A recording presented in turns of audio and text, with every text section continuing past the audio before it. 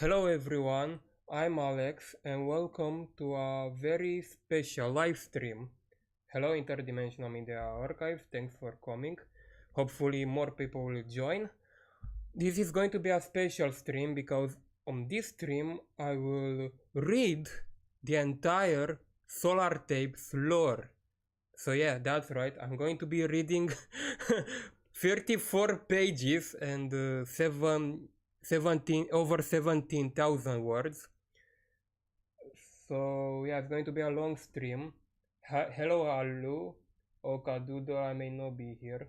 Yeah, that's fine because about this lore, there will be two ways for you guys to read this lore.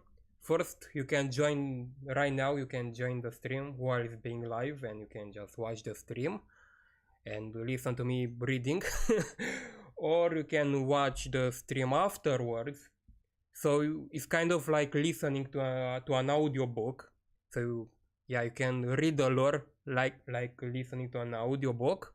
Or tomorrow I'm thinking to release the lore document to like a Google Docs, and I will share the link so everyone can download this lore, this document, so you guys can read it by yourselves.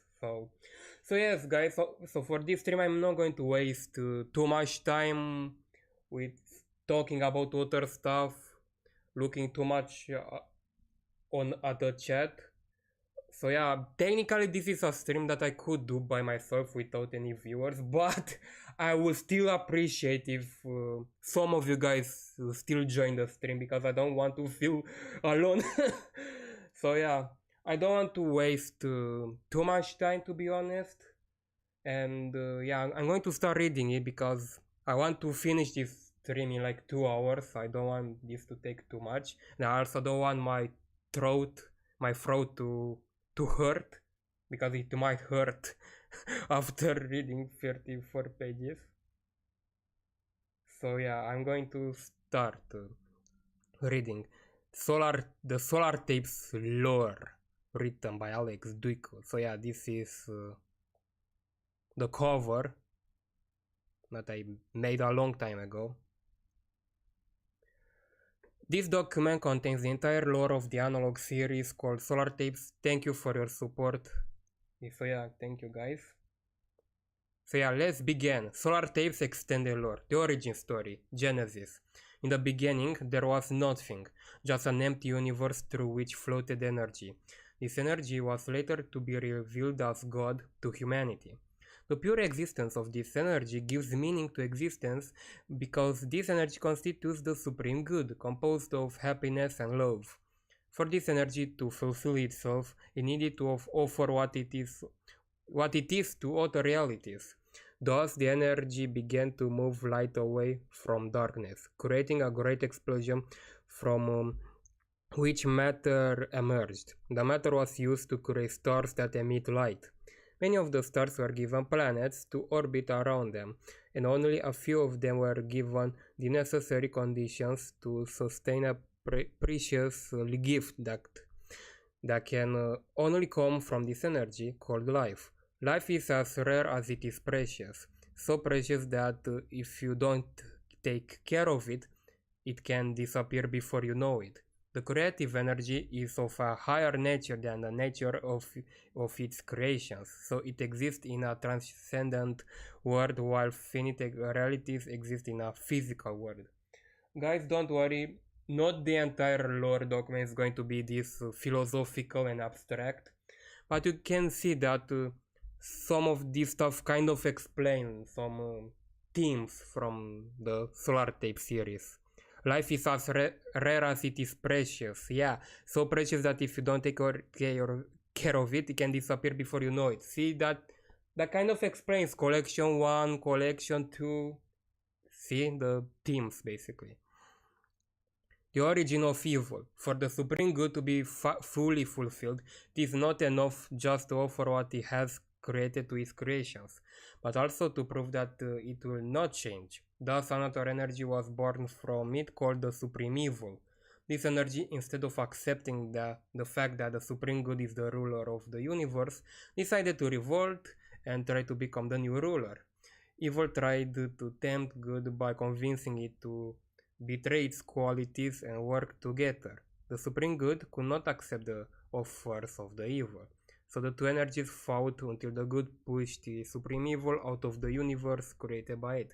Now that supreme evil is free in another barren place, it has begun to create a universe according to its own will. Since good and evil are completely opposite, the universe created by evil is the opposite of the universe created by good. Light is black and darkness is white, and death is opposed to life. However, there is one thing in common to both energies: the fact that they both seek happiness, but one seeks it in the right way and the other seeks it in the wrong ways. Because of this, the two universes will have something in common, that being the fact that the black holes in the universe of good are connected to the white holes in the universe of evil. The universe of evil is basically distorted space. All matter swallowed by a black hole emerges through a white hole in the other universe. Supreme Evil wants to conquer the universe of good, so it will use Hawking radiation to slowly make matter from its universe appear in the universe of good. Some of these themes appear in the deductive simulation episode, if you guys remember that episode of Collection 1. Distorted space. Distorted space is the universe created by evil and is organized into 3 tiers, The first tier is called the realm of the dead, where various planets are located. These planets have the ability to speak due to the supreme evil controlling them. So basically the planet speaking is technically the supreme evil speaking through the planets, which are basically puppets in a way. The first planet is called Theia. This planet resembles Venus in that it was very hot. It was the first planet chosen by the supreme evil to go into the universe of the good one to destroy humanity. The other planets are inhibited by the souls of those who died in the dimensions of the good. Technically this is a bit wrong, because only planet Nibiru has the souls of the dead. So yeah, there are a little bit of small mistakes in the document, but I'm pretty sure you guys can forgive me for any small mistakes. This is not the Bible, okay? This is not the Bible after all. Whatever. This is because distorted space blocks the soul's access to the supreme good. Yeah, you guys can look in the illustration that is right on the right of the distorted space text. That illustration explains this thing, basically. Nibiru was supposed to become the second planet to be sent to destroy humanity. The second tier is called the realm of the white holes, where matter is sucked in by these white holes and is manipulated in order to exit through the black holes in the outer universe. The matter from the universe of good, sucked in by black holes, is immediately annihilated after it emerges into distorted space, taking into account the regime of manipulation of the supreme evil and its desire to conquer the outer universe. Moreover, white holes do not possess what humans have termed in the normal universe as Hawking radiation, because their purpose is for only the matter from distorted space to end up in the realm of the supreme good. By using white holes, evil conquers the universe of the supreme good through distorted space.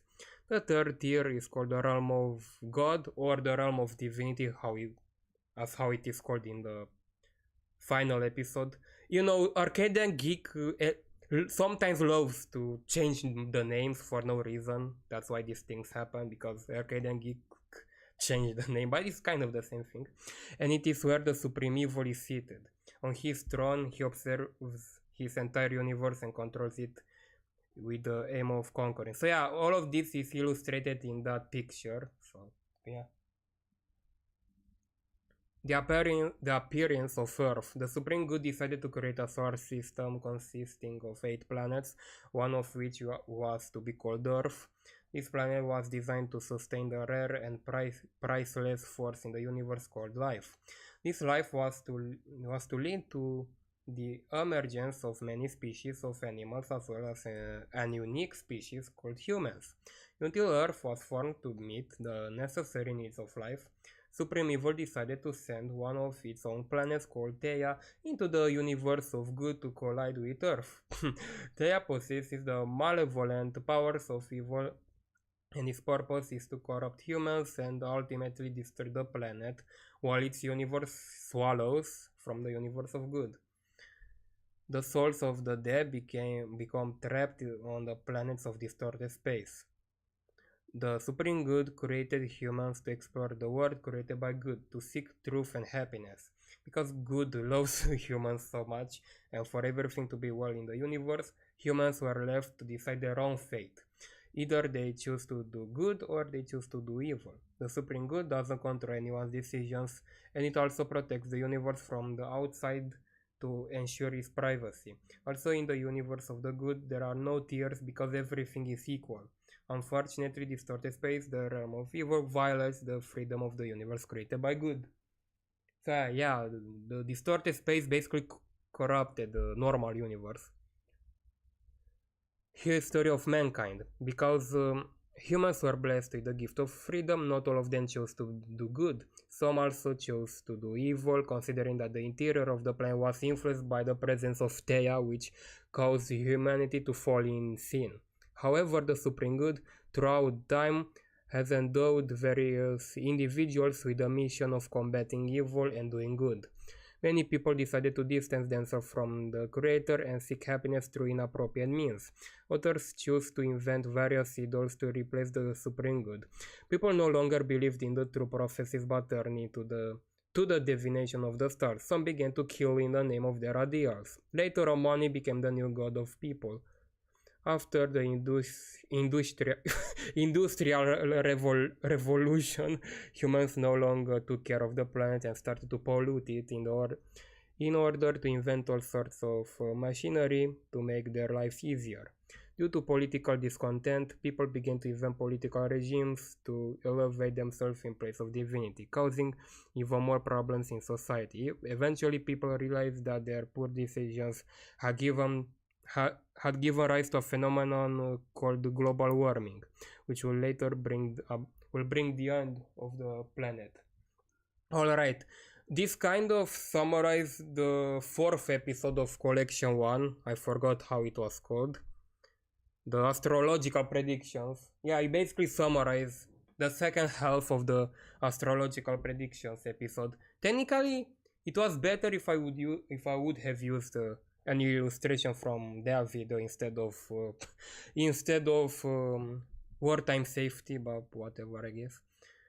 Alright, so the main story, Collection 1, and the episodes in Collection 1 are placed in the lore in the chronological order, so it's not in the order of the release of the episodes. No, this is the chronological order in the lore, in the overarching story. And that actually begins with the wartime safety. In 1917, the US Department of Defense intended to create an informational tape about surviving in a global military conflict in the context of nuclear weapons development. Unfortunately, the producers were unable to collaborate in such a way as to convey a clear message to humanity. The production of the tape titled Wartime Safety was a disaster. It ended up being a film that conveyed a combination of contradictory messages. Due to these problems, the tape was never released to the public. An authorized person decided to investigate the mystery behind this tape. He entered the dark room where the materials were located at night so as not to be caught by anyone. First, he watched the film. The film begins by showing the information that the tape was initially approved on 8/26/1917. Then he begins to present a guide to protecting your family in case of conflict. It is reminded that humanity has been fighting wars since it exists. But in recent decades, the scientists have developed nuclear weapons. Considering the wild nature of man, they would certainly want to use these dangerous weapons to dominate. Then the two types of war are present, the classic and the nuclear. Nuclear war is the most dangerous because of the emitted radiation that can contaminate the environment, damage genetics and cause cancer. Then the ways in which you can protect yourself in such a catastrophe are presented. You can hide in a bunker while the radiation is still in the atmosphere, but you will need a lot of dry food to survive. The second way is to move to Switzerland. Switzerland is surrounded by mountains, which protect it from nuclear danger. The third option, however, is a bit bizarre: to enlist in the army in case of war, in case the war has not escalated to a nuclear one, because the civilians are killed by enemies and or left to die of hunger, so it is better to be under the protection of your army. This is the information from the episode, okay? So this is a summarize of the episode, of the information from the episode actually. For a second, it even aggressively urges you to join the army. After the film apparently interrupts and begins to transmit bizarre messages. First, it subtly tells you to take your life if you have no way to protect yourself. Then it begins to philosophize about human condition. Man is outlined as a being who wants to reach the absolute but does not know how, and resorts to wrong ways that will cost him his existence. Reaching the absolute is impossible without the absolute truth, which humanity denies. No matter how much people try to escape these mistakes, the decadent condition will attract them to Hades. Then a biblical quote appears about wars and prophecy of the end of the world. Finally, for a fraction of a second, the information appears that the film has not been distributed to the public.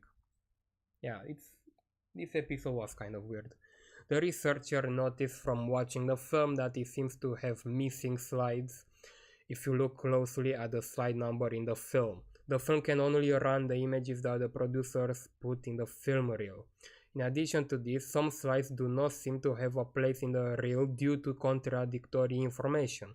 The researcher also looked around the room and found a weird slide that was apparently not put into the film. It is slide 12, which shows the consequences of such a nuclear war. The strange thing is that in theory slide 12 exists in the official video, but it takes the form of a conclusion. He found that some of the film's production intentionally removed that slide from the film to hide what the consequences of such an attack would be, and they also inserted information to encourage enlistment in the army. These individuals may be adherent of the far-right ideology. Authors just wanted to make a simple film to teach you how to protect yourself, and authors who are more religious introduce prophetic messages regarding wars. The detective decided to bring all this information to light, but shortly after all he was assassinated. The killer was never caught, but most likely it was one of the nationalists who promoted pro-war ideas. Okay, I want to say that I made the wartime safety episode before the war in Ukraine, okay? So don't think that the war in Ukraine inspired me to make this, to write this episode. I made this episode before the invasion of Ukraine, okay? So I'm hoping this episode is not offending anyone. I know it's a bit, it can be a bit offensive due to the actual political context in which we are living, but if you look at the date when I released Wartime Safety, it was released before the invasion of Ukraine, so yeah, I hope nobody's offended by this. Okay, trash sending. Over the years, the issue of pollution and global warming has become increasingly pressing. People have come to understand that if they continue to throw garbage into nature, the air will become polluted and temperatures will rise more than it is normal. Because of this, NASA became concerned about the future of humanity. First, in 1977, it sent Voyager 1 and Voyager 2 probes into space to study the solar system, hoping that humanity would one day colonize it. Second, in 1979, NASA attempted a project to collect as much garbage as possible and then launch it into space. I hope you guys know that this is fictional, alright? This is fictional, it's not real. The Voyager 1 and 2 is real, that's real, but the garbage thrown into space is fictional. I hope no one is confused. After the garbage was collected from several cities in the United States, it was deposited into rockets and sent sent into space. In space, the rockets released the garbage to float around. The plan seemed to be successful until the garbage was pulled by Earth's gravity and fell back to the ground, causing disasters in several cities. A photographer happened to be on a hill near the city of Asheville, North Carolina, when the garbage was falling back. The photographer, of course, took a picture illustrating the garbage rain, showing it as if it were meteorites falling on the city. The citizens panicked and tried to hide in basements. The photographer fled into the woods to protect himself from the explosions caused by the speed at which the garbage was falling. After the city was devastated, the photographer emerged from the woods and went into the Asheville. In the city, he saw nothing but the garbage everywhere, dead and injured people, and above all, felt that he could barely breathe because of the pollution. He found a broken camera on the ground and intentionally took a picture of it so that he could report the disaster caused by this seemingly saving plan. Some people thought we should not run away from our own mistakes because they will continue to haunt us, but stop making them. Others think that it is too late to fix them. Later that year, an animated film was made on film what the to educate people in this regard. The tape is the property of the US Environment Protection Agency and is called Protection of the Environment. The guide starts by presenting how lucky we are as a species to live on a planet like Earth and how much we take it for granted. Irresponsibly thrown garbages creates problems all over the world, and it is time for a change before it is too late. The proposed solution is recycling. If everyone started recycling, the garbage will not end up in the landfills and the environment will not be contaminated. The producers then wonder what could be done with the garbage that cannot be recycled. Since they did not come up with a solution to this problem, they resorted to presenting what happened when NASA intended to launch the garbage into space, subtly conveying the idea that humanity is doomed and it is too late, and release the film. This film is caused some people to lose hope for a better future of humanity. Some felt guilty for this tragedy. Okay, space research. 13 years after NASA sent Voyager 1 and 2 probes into space, Voyager 1 took the last picture of our planet on February 14, 1990. This photo later became known as the pale blue dot. After taking this famous photograph, Voyager 1 closed its cameras and left the solar system.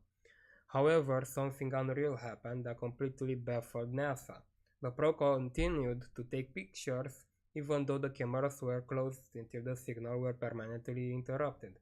The new pictures, which should not have existed, showed an unidentified object distorting space, like a black hole, except it could not be because everything was white and there was no gravitational force.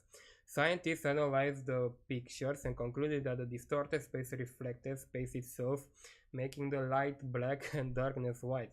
Additionally, some strange signals emitted by stars were detected in that area, almost as if they had life. See, this technically this was actually a precursor of what was going to happen later in like collection 2 and 3 actually. All the pictures highlighting the distorted space are classified and can only be viewed by NASA personnel with a security clearance level 6. Later that year, NASA, in collaboration with some filmmakers, produced an educational tape that presented humanity's achievements in recent decades. The film was titled Space Research and began by presenting data on the launch of the 2 space probes. The first being Voyager 2, followed 16 days later on September 5, 1977 by Voyager 1. Both probes contained a golden record, which includes a variety of images and sounds to show extraterrestrial what life on Earth is like. In case one of the probes is captured. By the end of 1977, Voyager 1 had surpassed its cousin and began photographing the gas giant planets. By the early 80s, Voyager had sent images of the gas giant planets and even their natural satellites back to Earth. At the end, it took the infamous photograph and the film was supposed to end. The film continues to show pictures of the distorted space because a producer accidentally discovered those pictures while doing research at NASA for the project. He wanted to show humanity what NASA was hiding, so he illegally inserted them into the film. As a result, he and these responsible for producing the material were fired. There has been no news about them since then. Alright. Earth structure. In 1992, the US Geological Foundation sent a team of archaeologists to investigate the largest hole ever dug by humanity. This is the Kola Superdeep and it is located on the Kola Peninsula in the Russian Federation. When the archaeologists arrived to investigate the hole, they heard rumors from the locals that screams could be heard from inside the hole. Despite this fact, the archaeologists boldly continued to reach the hole and descend into it. After they descended to investigate, none of them returned to the surface. As the archaeologists did not return, the US Geological Foundation urgently sent a team of mountain rescuers on September 1992 to go there and see what happened to them. The rescuers also heard the rumor that screams could be heard from inside the hole. When they arrived there, they looked into the hole and saw an orange light shining in the middle of the dark hole. They took some pictures, investigated the situation a bit, and left without being able to save the archaeologist. However, their interaction with the hole and therefore with the creature inside it made them influenced by its curse, the curse of Tia. After they returned to the United States to report the news, the US Geological Foundation was contaminated with the curse of the rescuers who came from Theia. Yeah. And this basically begins the pandemic of Theia's curse, basically. Later in 1992, the US Geological Foundation released an educational film on cassette entitled Earth Structure, which presents the genesis and layers of the Earth. The first 2 minutes of footage present the origin of the solar system, the origin and the evolution of our planet. The theory is presented that a planet the size of Mars, called Theia, collided with Earth when it was still forming. The pieces of the planet Theia that remained in space led to the formation of the Moon. However, it is believed that some pieces remained in the Earth's core. The next part of the film presents information about the layers of the Earth. After the film was completed, it was released to the public. However, the public who watched the cassette had a shock. At the end of the cassette, where the inner core is presented, a creature trapped in the middle of the Earth is revealed that wants to escape from there. And when it escapes from Earth, it will discover that its home has been destroyed.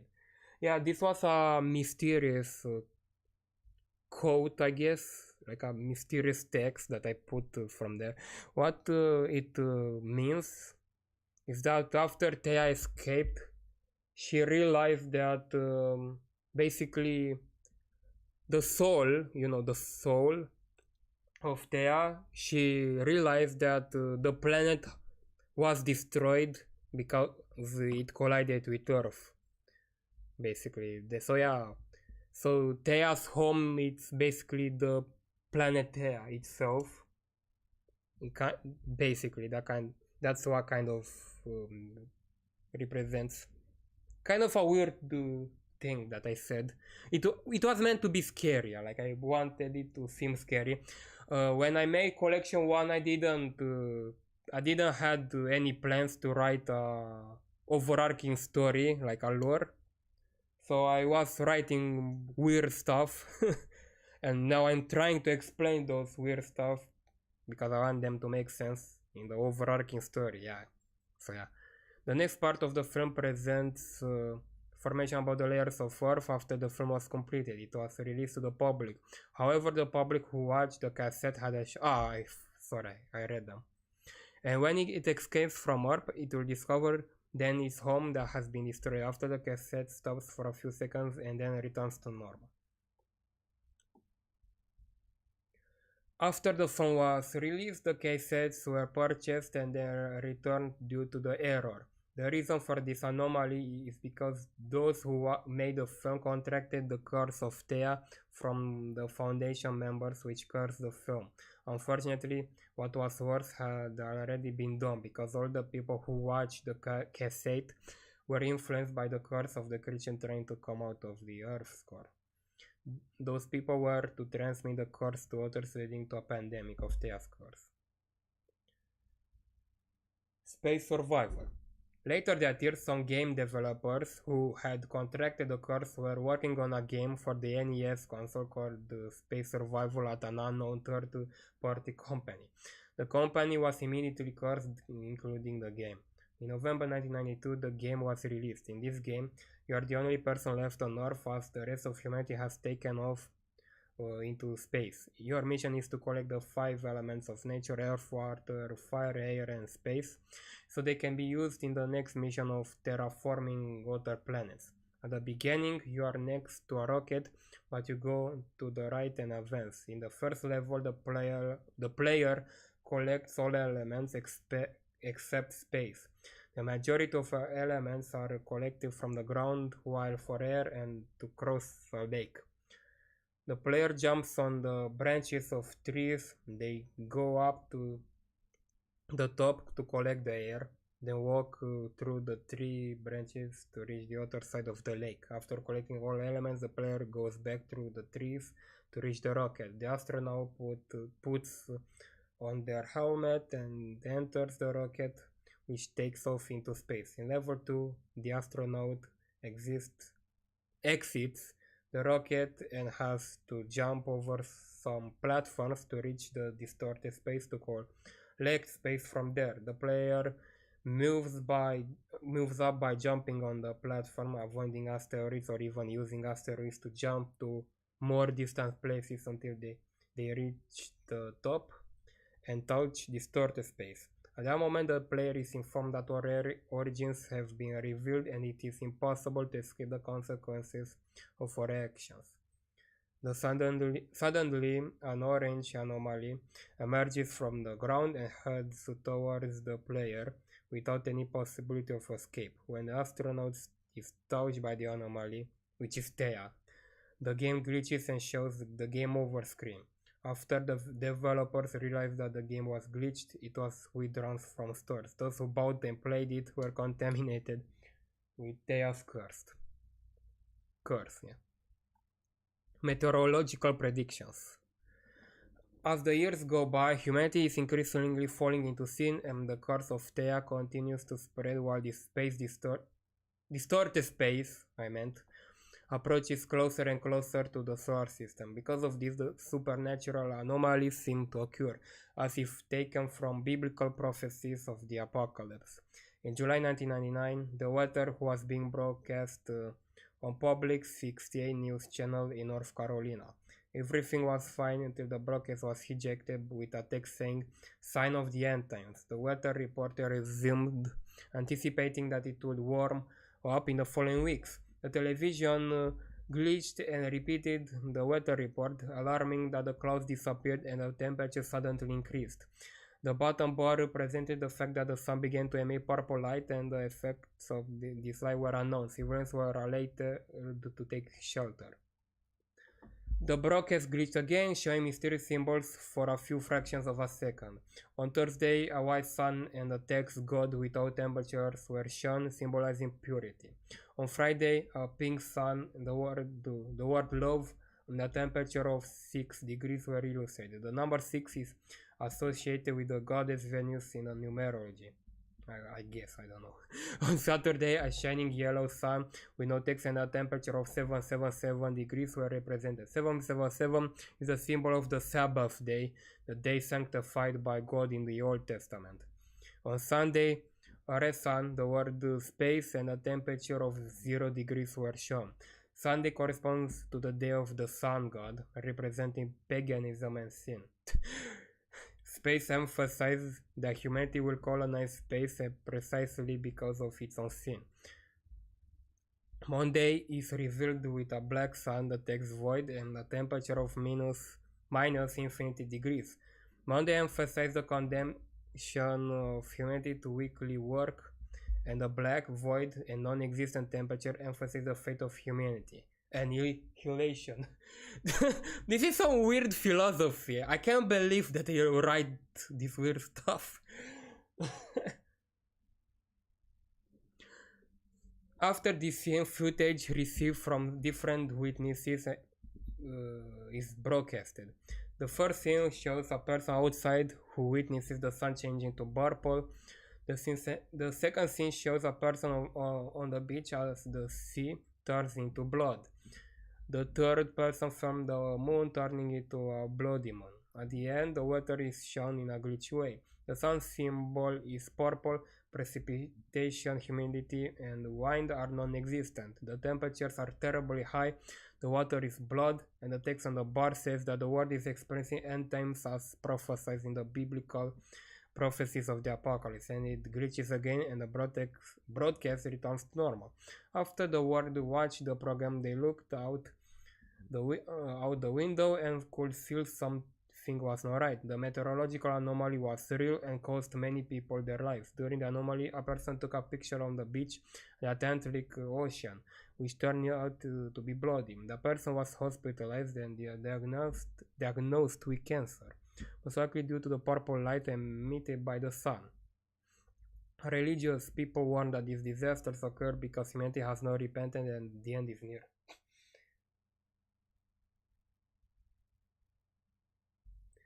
Deductive simulation. In January 2001, scientists at the US Institute of Technology attempted a new experiment to demonstrate the existence of Hawking radiation. The theory is that all matter that enters a black hole cannot escape after crossing the event horizon. Instead, black holes emit a form of radiation that was named after the person who theorized it. It is also believed that the matter does not exist. The black hole could possibly emerge in another universe through a white hole. To demonstrate Stephen Hawking's theory, scientists created an analog black hole that does not capture light but can capture sound. While working on a project, they recorded all the data and compiled all the footage into a film called the Black Hole Simulation. However, when they filmed the result of the experiment, something terrible happened. Indeed, the hole emitted a little of the sound it captured, proving Hawking's radiation theory. But when they looked on the other, side of the hole, the scientists heard an extremely loud sound that made them deaf. From this tragedy, it was revealed that matter ingested by a black hole emerges on the other side, proving that there are multiple alternative universes connected by black holes and their opposite white holes. The tape containing the film was not released at that time due to the incident. So yeah, this is a precursor of the fact that you can travel through a black hole and go to the distorted space. So yeah, that happened in the final episode. See, so that was those concepts has been explored ever since the first collection. On January 29th, a detective learned of the death and the scientists at the institute and decided to investigate the case. After entering the building, he stumbled upon the tape made by the experimenters and watched it. The film begins with a presentation of theories about black holes on a quite eerie musical background. This is because the film was contaminated by Thea's curse. Then he continues with the explanation of the experiment. In the background, in addition to the ambient sounds, some extremely strange sounds can be heard that the detective could not ignore. He continued to watch, and after the explanation, the actual experience footage is shown in two sections. The first section shows the hole, which is a purple light that received some sound, but only a small part of it emits outside. The second section shows the same thing, but from a different angle. What is observed is that on the opposite side, all the light that was ingested emerges outside. Also, the light is no longer purple but yellow. This happens because the yellow is the opposite color of purple. Black holes in our universe connect with the white holes in distorted space because everything is opposite there. The two spaces connect paradoxically. The detective began to decode the strange sounds from the film. Eventually, he discovered that there was a voice that said, "Black holes are the mirrors of our universe. They hide the truth about our origin. The truth will be revealed to us through our disasters. It's not too late to turn back, but the world has already chosen the destructive way of living." So yeah, that was a secret code hidden in the ambience. That was the mysterious message that I just revealed it to you guys right now after 3 years. So yeah, that sentence has been hidden in the ambient for 3 years, and now I finally revealed it to you guys. So be grateful. Astrological predictions. In November 2001, the most dramatic event took place at Public 68 as many employees were laid off due to a TV program called Astrology Zone. This program was created to present people's horoscopes, a pagan concept. The individuals who came up with this idea were influenced by the curse of Thea. The first part of the program presented all the zodiac signs to highlight the characteristics of each viewer. In the second part of the program, predictions about the future were made, all of which were influenced by the powers of evil. However, once the religious employers who did not allow themselves to be cursed by Thea had the audacity to edit the program one day, so in the second part they presented the history of evil in humanity, and how this path will bring us to our end. When the program was already airing, one of the course employees realized the edit and immediately rewound the program, making a jump directly to the end. Due to this incident, all the employers responsible for the Astrology Zone program were laid off on grounds of negligence. This part of the story also appeared a little bit in the Gateway of Vileness when the spirits were talking. Hyperborean Pathfinders. In 1985, a group of people called the Hyperborean Pathfinders set out on a mission to colonize Antarctica, the only continent uninhabited by humans. The goals of this mission was to discover new information about the mysterious world in the southern hemisphere and to become the first human to inhabit it. These brave individuals planned to dedicate their entire lives and even their children's lives to living in this part of the world. The team traveled by ship to the South Pole, and upon their arrival, they began constructing shelters to keep warm and conduct research and discuss their findings. As a result of this ambitious project, Public 68 launched a new television program to report on the team's achievement, presenting a short history of these people with each broadcast. Over time, more and more team members began to mysteriously disappear. On November 7, 1999, the team discovered a buried camera in the snow. They retrieved the camera and found a photo of a storm inside, concluding that it belonged to a member who had died in the storm. More than 20 years later, when global warming caused by human activity began to become a problem, the Hyperborean Pathfinders discovered a massive hole in the Thwaites Glacier. Using an underwater robot, they recorded a temperature of 2 degrees Celsius and an altitude of 700 meters. Due to warming, the entire Arctic region could be destabilized and sea levels would rise by 61 meters, causing many coastal cities to be swallowed by water. Not long after, global warming melted Antarctica entirely. It began to sink into deep waters and crumble apart. As a result of this catastrophe, all the animals died and many people perished. Those who survived climbed aboard the old ship, which no longer worked after decades and sent an urgent message. The message was transmitted just as Public 68 aired a program about the Hyperborean Pathfinders, presenting the team's findings on the future of the continent in the Antarctica update section. At the end of the report, a map of the land affected by global warming was shown. In the final frames, the screen turned red due to the curse of Thea affecting the television station. After the broadcast ended, the channel was hijacked by the survival's urgent message, which showed a fiery hand emerging from the oceans for a few frames. The hand belonged to Thea. In that message, the survivors asked for help in the context of the continent's destruction. They continued to say that it was humanity's fault for this situation.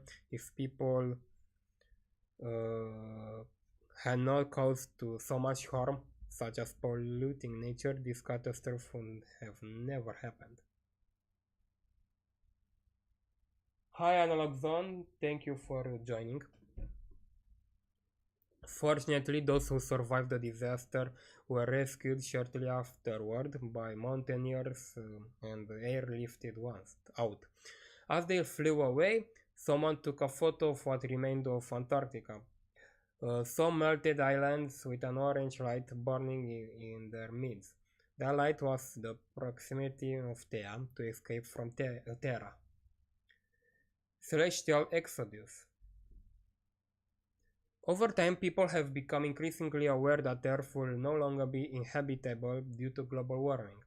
As a result, they began to develop the necessary technology to live in space, specifically in spaceships.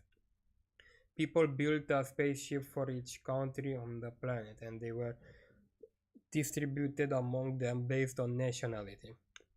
Before humanity left the planet they were born on, they collected what was left on of Earth's element to use for terraforming other planets in the distant future. Basically the space survival video game in real life. When humanity had already taken off into space, almost all life on Earth had died.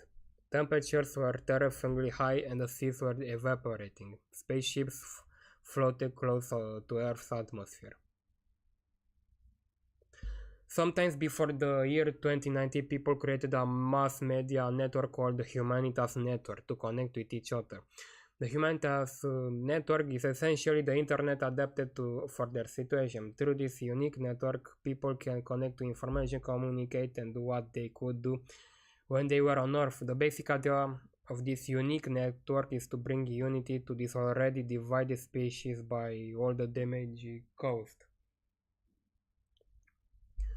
The scientists began working on technologies to terraform planets. The biggest dream was to terraform Earth's neighbor planet Mars, to transform it from a red planet into a green paradise like Earth used to be.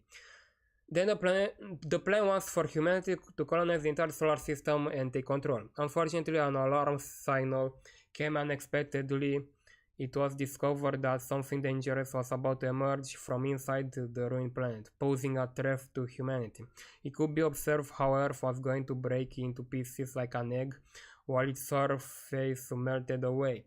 As a result, the spaceships started to move away from Earth and began to colonize other planets in the solar system. Some went to Venus, others to Mars. The Humanitas network started to glitch due to Thea's strong influence and began transmitting threatening messages. Thea subtly revealed its identity by saying, "Our planet's history is coming to an end. Its origins are bringing its end." Immediately after this, Thea had the strength to remove its feet, and head from inside the planet, completely destroying it. So this is the complete story of collection 1. I want to take a little break, and afterwards I will continue reading with collection 2. So please allow me to take a short break. It's just a short break, and I will continue reading.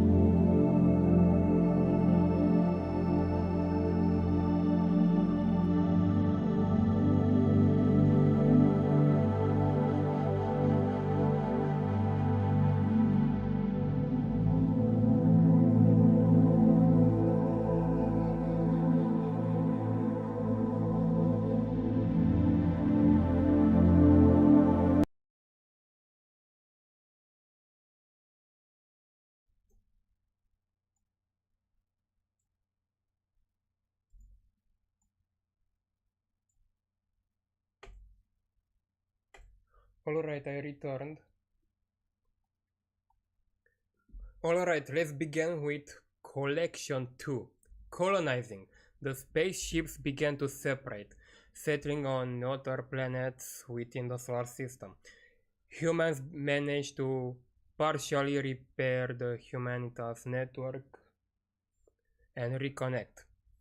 Unfortunately, even though humans regained control of the network, Thea had already contaminated it with her cores, so it would not function entirely as it should. Due to the recovery of the network by year 2095, people cooperate to plan the creation of a spacefaring society. Some people went to colonize the planets, while others remained in space for the development of space shuttles. Various spacecrafts would be used for different purposes. A massive shuttle called Humanitas Station or Humanitas Network spaceship is the same thing. I actually noticed in collection 2 that their spaceship has two names. That wasn't intentional, that was accidentally. Stupid me. But it's the same spaceship, it's the same thing. Would operate in the solar system as a government for all human colonies. In addition to the goal of keeping humanity in check, it has a symbolic purpose to remind us that we are one species despite living on different planets and that we must continue to be united to survive. Those who were building Humanitas Station also embarked on developing the Heimdall AI program designed to function as a live map for those who will be working at Humanitas. The program was completed 11 years later in the year 2106. Other smaller shuttles will be used to transport people from one planet to another for tourism for various reasons, whether to visit friends and relatives in other colonies or for relaxation and travel. Some shuttles will be used to protect colonies from external threats as a military force. Others will be used to explore what is still unknown about solar system and space so that humanity can continue to make progress or journey beyond. Not long after, the government ordered the creation of a guide in the form of a video material to showcase the human colonization of the solar system. The guide begins by presenting in the first half the planets that will be colonized by humans. The first planet is Venus. This planet will be not terraformed due to the conditions by floating cities will be built above the clouds. At the top of the clouds on Venus, temperatures and pressure are similar to those on the ancient Earth, so humans can live there. The second planet on the list is Mars. The red planet has more favorable conditions compared to Venus, so people will terraform the planet when technology allows it. Until then, they will live in colonies. Inside the colonies, people will live as on Earth, but when they leave the colonies, they will have to wear astronaut suits. The third planet is not a planet but one of Saturn's moons, Titan. This moon was chosen because it is the only one with a dense atmosphere and the only object in space apart from Earth that has liquid water. It's unknown. I don't think if that was confirmed to be true in real life. I think it's a theory, but whatever. The colonization process will be similar to that on Mars. In the second half of the film, the spacecraft and their roles are presented. The shown spacecraft are not real, they are improvised toys. Yeah, that was back when I was using toys for spaceships. And that's why I said that they were improvised toys. Because back then I wasn't using Sketchfab to download spaceships, 3D models. The real ones were still under construction. Yeah, that was kind of a stupid explanation. From here the material starts to glitch. In one frame space, distorted space, I don't know what happened when I translated it from Romanian, appeared for a few fractions of a second with the text or wander in the unknown, in the context of presenting transport shuttles. In the next frame, Thea's hand appears for a second in the context of presenting spacecraft for planet protection. Furthermore, the sun turns purple for a second at the end in the scene presenting spacecraft for space research. Then the image glitches. Then an inexplicable chaotic scene is shown where the sun turns purple and distorted space conquers the entire solar system with a yellow text in a mirrored writing style. The mirrored reality is merging with our own. It's talking about distorted space, of course. The reason this text appears this way is that in distorted space, everything is opposite to our universe. Then the guide ends almost abruptly. In the meantime, some exploration spacecraft went missing after carrying out the activities at the edge of the solar system. Because of this, the government sent protective spacecraft on a special mission to investigate what happened. When they reached near the edge of the solar system, they encountered a strange white force. That force was of course distorted space, but no one knew about this phenomenon because it had been kept by NASA for so long. They attempted to investigate what was happening, but immediately they felt the spacecraft shaking and astronauts experienced nausea and illusions. They took a picture and flew back to Humanitas Network. On Venusian affairs.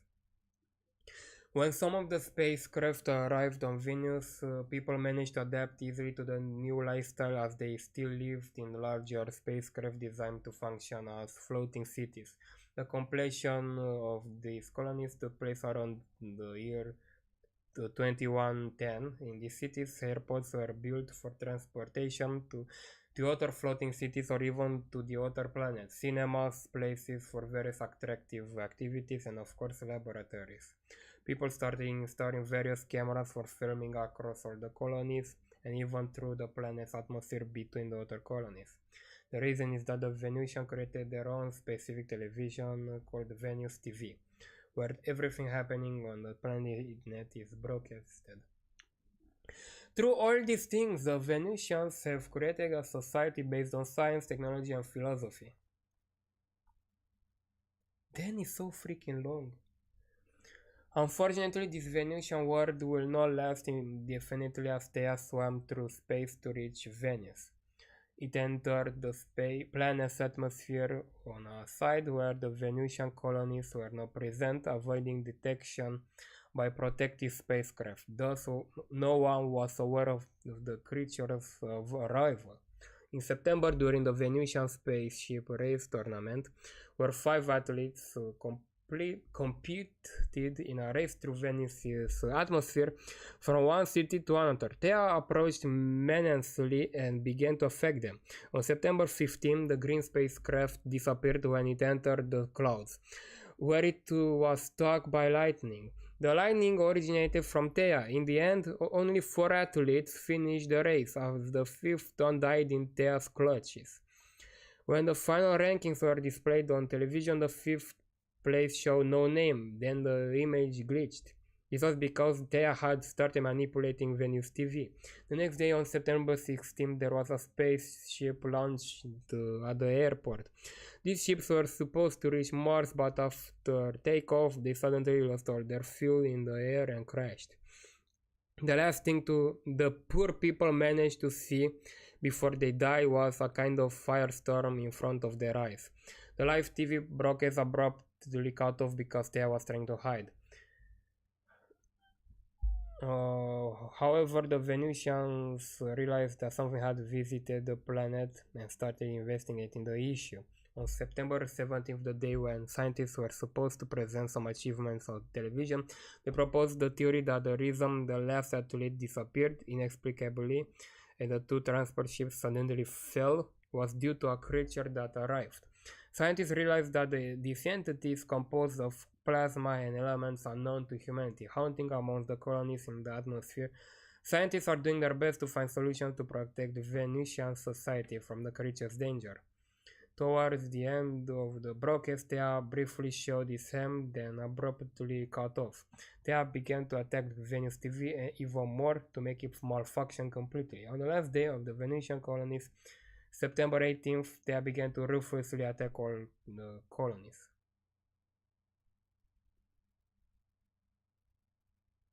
Heard of Venus TV copied WTRI Massachusetts. I don't know. Yeah. I don't think that's true. Venusians desperately try to escape the planet. Oh, you are talking about Eventide. If you are talking about Eventide, then yeah, it was being inspired from an episode of Eventide. Yeah. Eventide. Sorry, Eventide. Yeah. Venusians desperately tried to escape the planet to save themselves from Thea. Unfortunately, most were not fortunate and died in Thea's presence, while the rest fled in desperation. Those who managed to escape, unfortunately, were unable to escape Thea's course. As people flew into space, someone took a picture of Venus's atmosphere, which was being destroyed by Thea, who kept trying to go higher to catch them all. This was the last day for Venus TV. What was saved has been archived under the name of On Venusian Affairs. Scientists conducted further research and realized that this entity was the center of planet Earth. The Martian Dilemma. Some of the spacecraft that fled from Thea's threat when Earth was just becoming what it used to be landed on a red planet. Initially, astronauts found themselves in a barren world with no signs of life, no magnetic field exposing the surface of solar radiation. Thus, people had to embark on building a new society on Mars. Simultaneously, to have the necessary tools for this society, Martians had to develop a technology company called Elysium Robotics. Martians built several colonies, each featuring a vast garden, blocks, and other essential institutions. These colonies are Ares, Tyr, Montu, Mangala, to make life possible and encourage vegetation development. All colonies are protected by a transparent shield. Oxygen from Earth was added inside using generators placed on the shield, ensuring a constant oxygen supply. Other generators were designed to generate heat. Facilities were also constructed to extract drinking water. Robots used the extracted water to irrigate the gardens and promote vegetation growth. Of course, this entire Martian setup created by humans needs continuous monitoring by specialists, starting in 2110 when it was completed.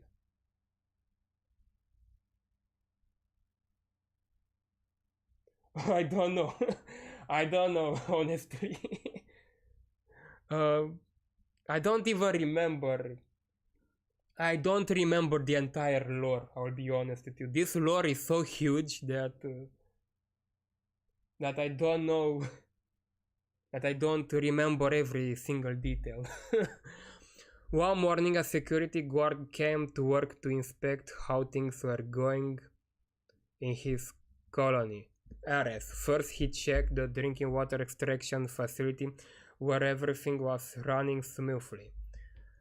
After that, he monitored whether the robots were doing their job in the garden and everything was going as planned. Next, he verified if the oxygen and heat generators were functioning normally, and they were.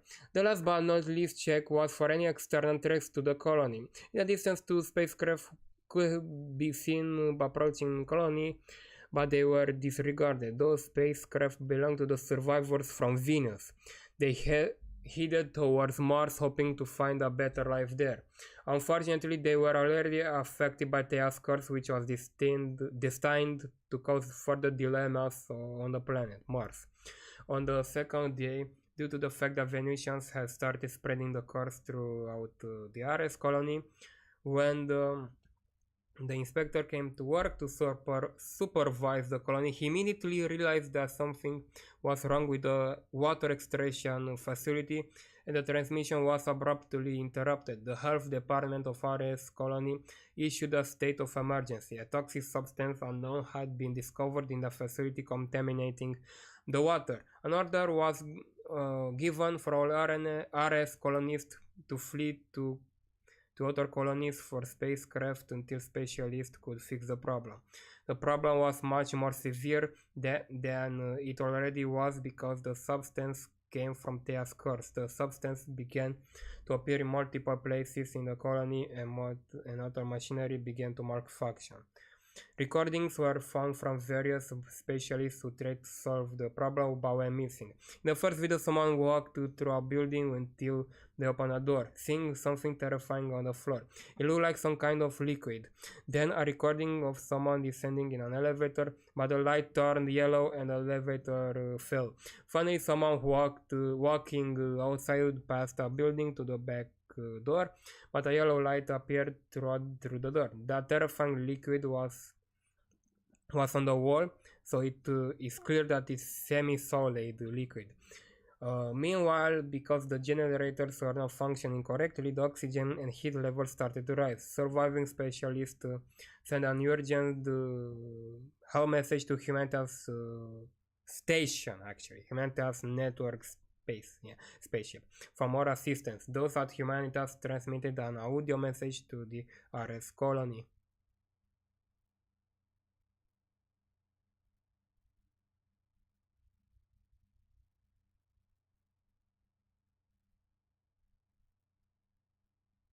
Telling them to evacuate and that professional help would be sent to investigate. Until the help arrived on Mars, Thea's course had already been contaminated the other colonies, and Martians had nowhere else to live. Because of this, they began to fight for the smallest drop of water.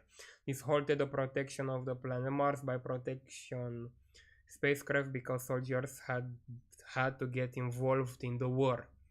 This gave Thea a chance to approach Mars without being stopped by protection spacecrafts. When Humanitas specialists landed on Mars, it was already too late.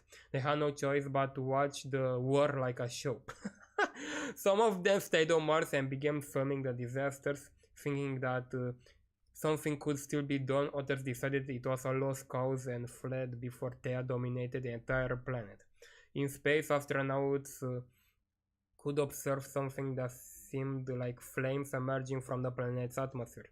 Remnants of recordings and logs were edited and placed in the archive of Humanitas network.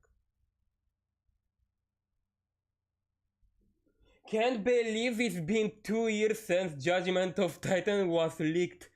Still remember the whole thing vividly. That's amazing. 2 years since that incident. Judgment of Titan! Here we go!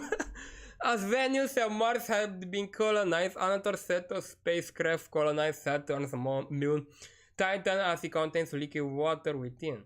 The colonies on Titan were constructed in the same manner as those on Mars. After the tragedy on Mars, Xavier Vermaelen, the commander of Humanitas station, sent an urgent message to the Titanian colonies at the beginning of 2111, revealing what had happened to the colonies of Mars and Venus, advising them to hide from the clutches of the monster. Thanks to the message, the president of the Titanian colony, Malcolm Temis, convened a meeting with all the directors of Titanian colonies to discuss new measures for combating external threats. The concert took place in Atlas colony. The meeting began with Malcolm Temis expressing his perspective on the situation, ironically stating that they should not hide from the entity but prepare to fight in case of an attack. For this reason, he prepared an entire war plan in which he would invest more in defense and military technology, cutting resources allocated to education and public health. A person from the audience named Molly Mevenzyne voiced concern about these political decisions that could lead to a generation of uneducated children and health issues. However, Malcolm Temis promised that once the situation calmed down, they would invest additionally in the two areas currently being sacrificed. Wilmar Clement as commander-in-chief presented a better plan. The battle plan, yes. It involves increasing the number of people in the army and preparing them to fight in any environment, whether in a spacecraft or on the surface of Titan. Colvin Eugene, the engineer, showcased the sophisticated military equipment he had developed for effective defense. An orbital cannon firing into the air, gigantic satellite arrays shooting lasers into space, laser guns, and so on. Wilmer Clement also announced the periods during which preparation would take place. Mobilization on February 12, soldier training between February 13 and 27, and weapon delivery on February 24. A man named Britton expressed his outrage these decisions and questioned whether the increase in the number of people in the army implied a general mobilization of men. Wilmer Clement clarified that it was a partial mobilization for a reservist, and those with military experience. Britton could not contain himself and began expressing his frustration with the absurd decisions made. The cameras filming the council were cut off as the authorities captured Britton, and the image returned at the end of the council. Britton was not seen by anyone after this council. They observed that the Titanians were preparing to defend themselves militarily in case she got hold of Titan. Therefore, she devised a strategy to destroy Titan without physically touching it. She went to the sun to infect it with her curse, turning it purple and emitting dangerous radiation. For Thea, this strategy worked perfectly, considering that the Titanians sabotaged themselves by cutting investments in public health. See? Soon the devastating consequences were left. Footage was found featuring two teenagers named Frank and Jerry, who filmed the purple sun, after which Frank became unwell and fainted. Yeah. If you guys remember that scream, yeah. Jerry called for help, but it was too late. Another recording was discovered in a hospital with a doctor scared about the situation and desperately wondering how to treat patients. When hospitals were no longer maintained, eventually a lockdown order was issued for all Titanians colonies after tens of thousands died in the hospital from a terminal illness. Yeah, cancer basically. This disease was undoubtedly caused by the purple sun. Finally, a letter written by Malcolm Timmins was found announcing his resignation from the position of president and apologizing for the poor decision. After writing this letter, he disappeared from public. Survivors of the epidemic took a spacecraft and now are seeking answers to everything that is happening. Yeah, exactly, that line, yeah. The Achilles Protocol. After the last humans fled from the remaining human colonies, they began infiltrating the Humanitas Network data system to hijack it. Considering that everyone at Humanitas Station was focused on Titan. One day the television program was running completely normal until red-teamed glitches appeared and the broadcast was cut. A technician from Humanitas entered the data system and to investigate what had happened. He had conducted troubleshooting to detect the cause of the program hijacking, and the result pointed to an identified source. After closing and exiting the data system, he reviewed a video recording from the interior circuits, revealing a yellow light that started to appear before everything went black. He then checked an external security camera recording from the Humanitas spacecraft and noticed something appearing in the background for a split second. Upon leaving the data system, he observed a yellow spot on the television screen and began filming it. His recording abruptly ended as the spot exited the screen and entered the technician's cursing. It's Thea, of course. In the meantime, the surviving Titanians navigated through space unsure of what to do next. They will be in for a surprise as they receive a message from the Humanitas Network informing them that they are the last remaining humans, and they have the mission to seek the truth so that humanity can be restored to its former glory. Their mission is called the Duicu's Protocol. The Titanians fly towards the Humanitas network spacecraft to discuss the fate of humanity there. Yeah, Humanitas station.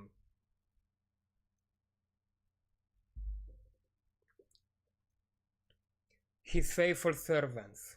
In the meantime, after the Titanians reached the Humanitas station, Thea's curse began to spread among those who already lived there due to corrupted technicians. Those who had not yet been cursed locked to the others in rooms to protect themselves. While the Titanians approached the Humanitas stations, the possessed two individuals notice that a shuttle is approaching and consider it an opportunity to influence them to join their side. Upon arriving at the station, the Titanians engage in a discussion with the Xyver Myron about what needs to be done. One of the possessed manages to unlock the door and discreetly shoots with a concealed weapon in the security room to hide any evidence of their escape. He quietly moves towards the room where Xyver Myron is talking with the Titanians, filming them as they speak. The commander informs the Titanians that many of those living in the shuttle and working for Humanitas have been possessed by an unknown force and have been confined. The Titanians are advised to replace the roles of the researchers and military personnel. Xyver advised them to split into two groups and to investigate why the sun is turning purple and what other threats exist in the solar system. After recording them, the possessed individual returns to show its comrades what was discussed. In order for their plan to brainwash the Titanians to work, they began to pray.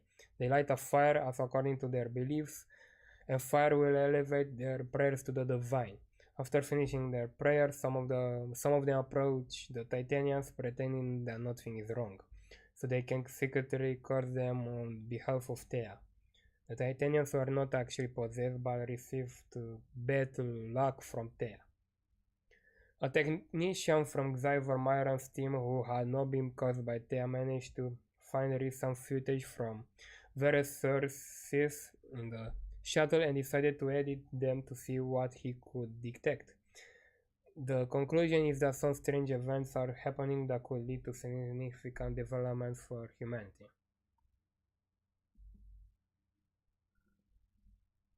Helios traveling. The Titans who chose to go and investigate the sun boarded a large shuttle rented from the subsidiary company Helios Traveling, which specializes in transporting people throughout the solar system. The authors went in the shuttles made by the Humanitas Network Army Station Army, I guess, to ensure the safety of the solar system.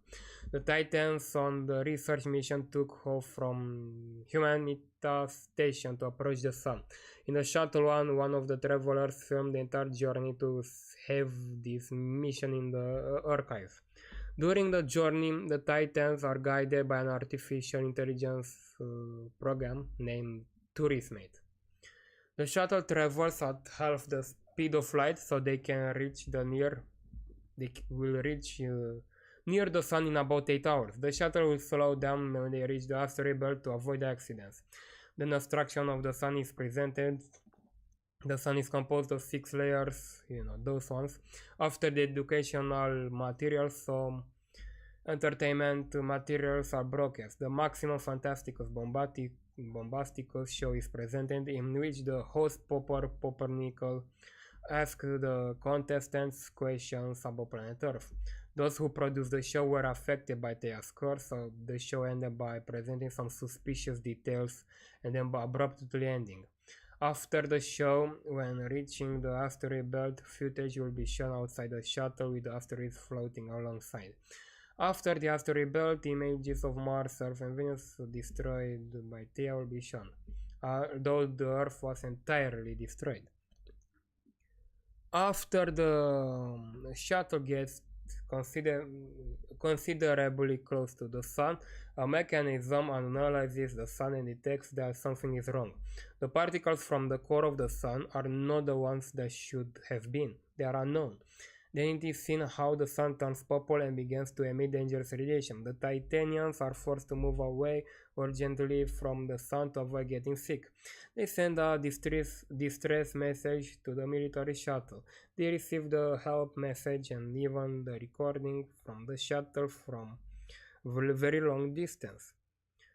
They realize the situation and activate the archives protocol and leave on a mission to save the other Titanians. They send a message to Humanity Station about what is happening and also send a recording. In the meantime, some observation from the research about a force that seems to manipulate everything from within people have appeared, but nothing is known about this force.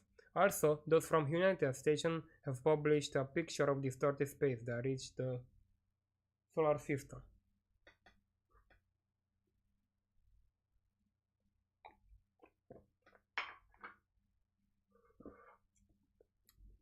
Save their souls.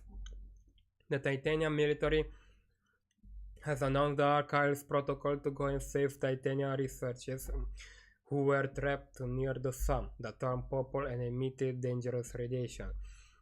While traveling, the Titans discuss their plans with Greg, the commander of the military shuttle. First, they need to rescue the Titans from the research shuttle, and after ensuring they will be treated. Their second mission will be to investigate the unknown force that was discovered. After passing through the asteroid belt, the Titans analyze the space to detect the signal from the research shuttle.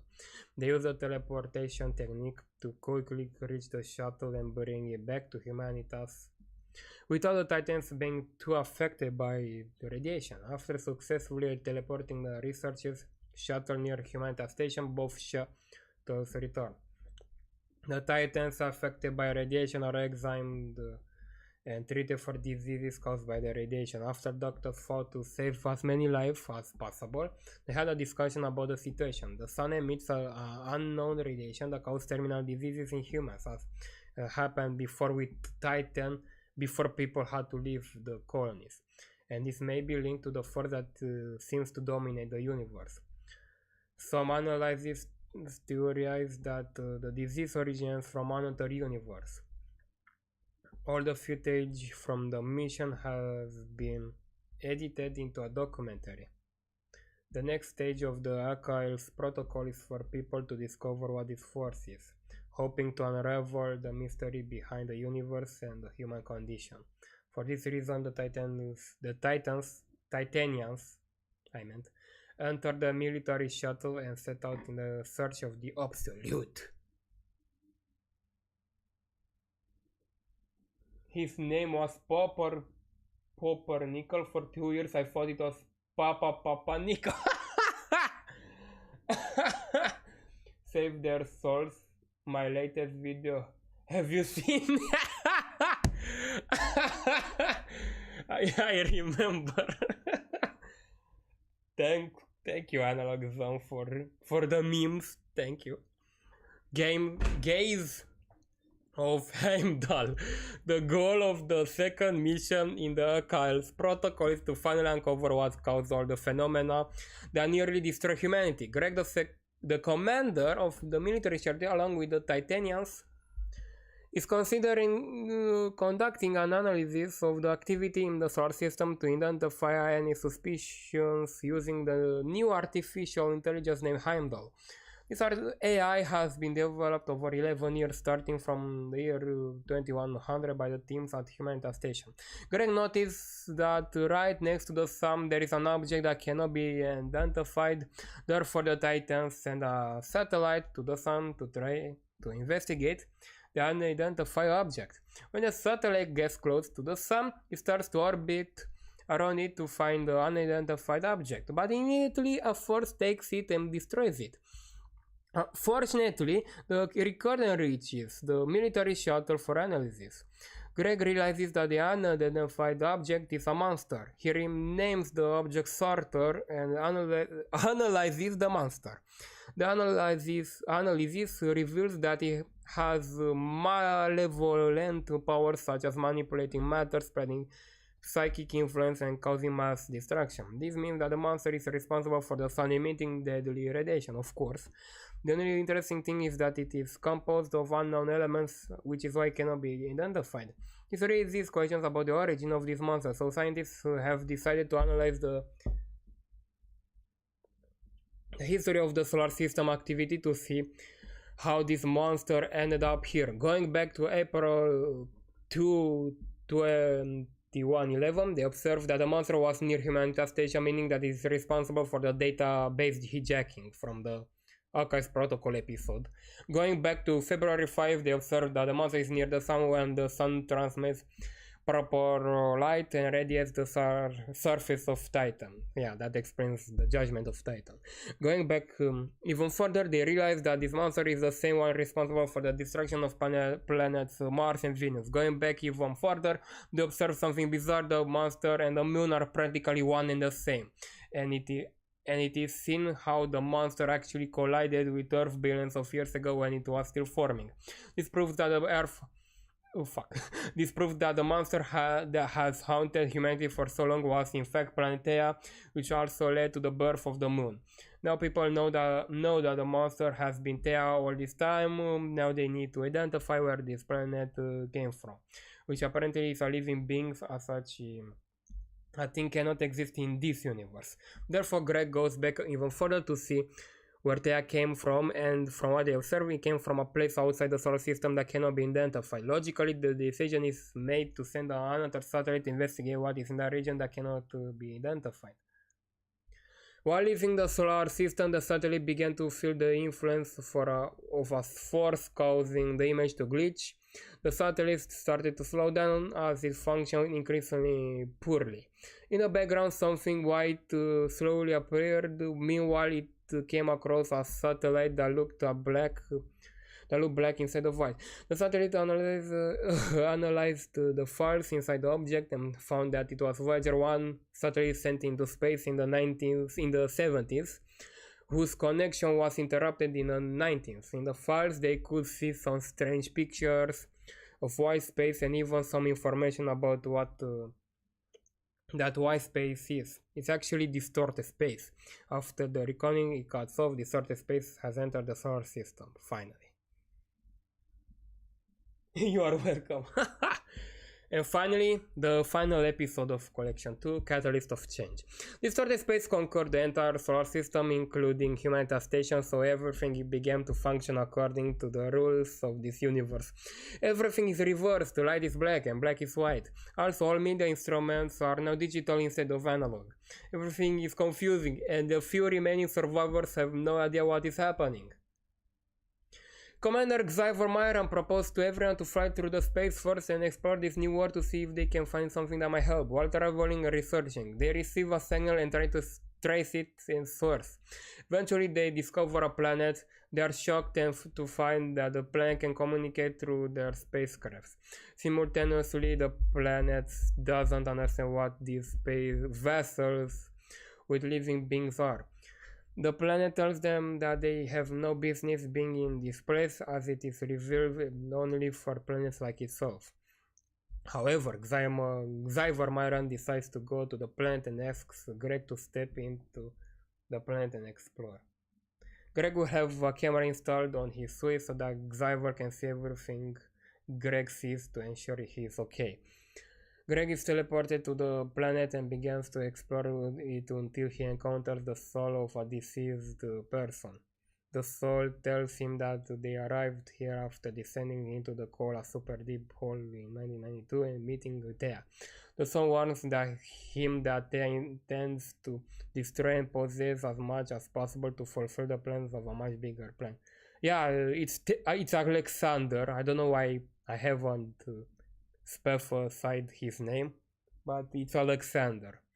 Greg is teleported to the planet and begins to explore it until he encounters the soul. Oh, what the why am I reading the same thing? The soul warns him that Theia intends to destroy and possess as much as possible to fulfill the plans of a much larger being. Yeah, the supreme evil, Morse. That being is in fact the supreme evil. The soul also explains that they are In the first level of the universe called the Realm of the Dead, Henry commences seeking Thea to destroy her and stop the curse she left upon humanity for so many years.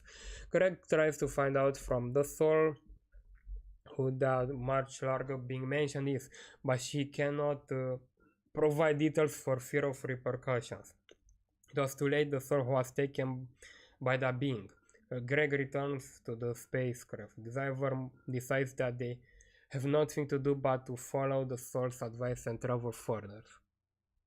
Oh, finally.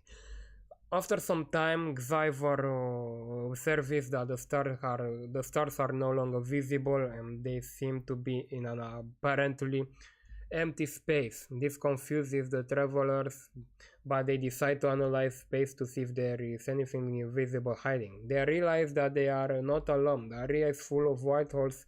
They analyze these holes and find out that they practically function the same as the black holes in the universe that they come from, with the only difference that they do not emit Hawking radiation and seem to emit matter that is immediately annihilated. They conclude that the matter in the distorted space is actually being sucked in by the hole. After enough research, they decide to fly further, taking care to avoid white holes. Exactly, yeah, exactly. Analog zone, exactly.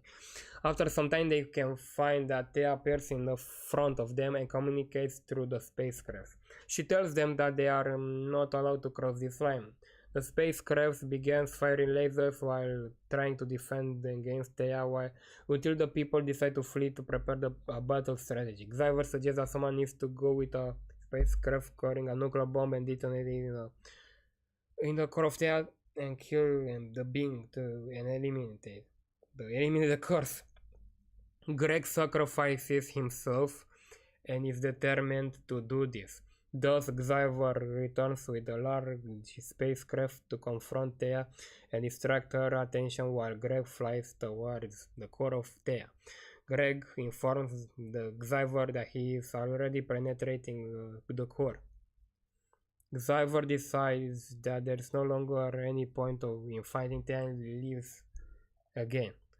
Greg reaches the interior in a dark place and sees an orange light. The light is actually Thea's soul, through which the Supreme Evil speaks. The soul asks him if he really thinks he can stop Thea. Greg asks who the light is and he responds that he is doing everything as he pleases. Greg contradicts, saying he is done with her. And the soul responds that people won't escape definitely anyway. From evil, I mean. Greg detonates the bomb and Thea explodes. The curse of Thea is cancelled. What distorted space had conquered from the Guild universe is recovered and the planet returns normal. What were Titanians are now just people living on planet Earth commemorating Greg's heroic death. Alright, so I will take another break because, I want to make sure that my throat will not hurt too much. And I will continue with collection 3. I will read collection 3. But I'm taking another break.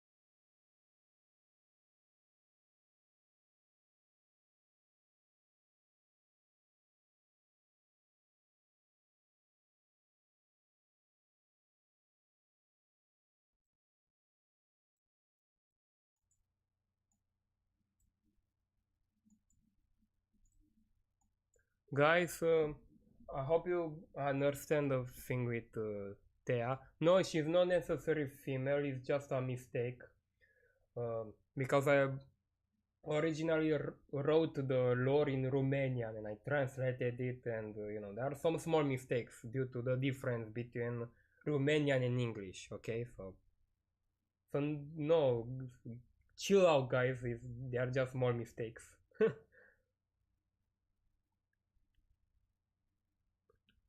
Now let's begin. Let's read collection 3. Precursor. After Thea's elimination, the universe returned to normal, along with planet Earth, and distorted space was cast out of the good universe.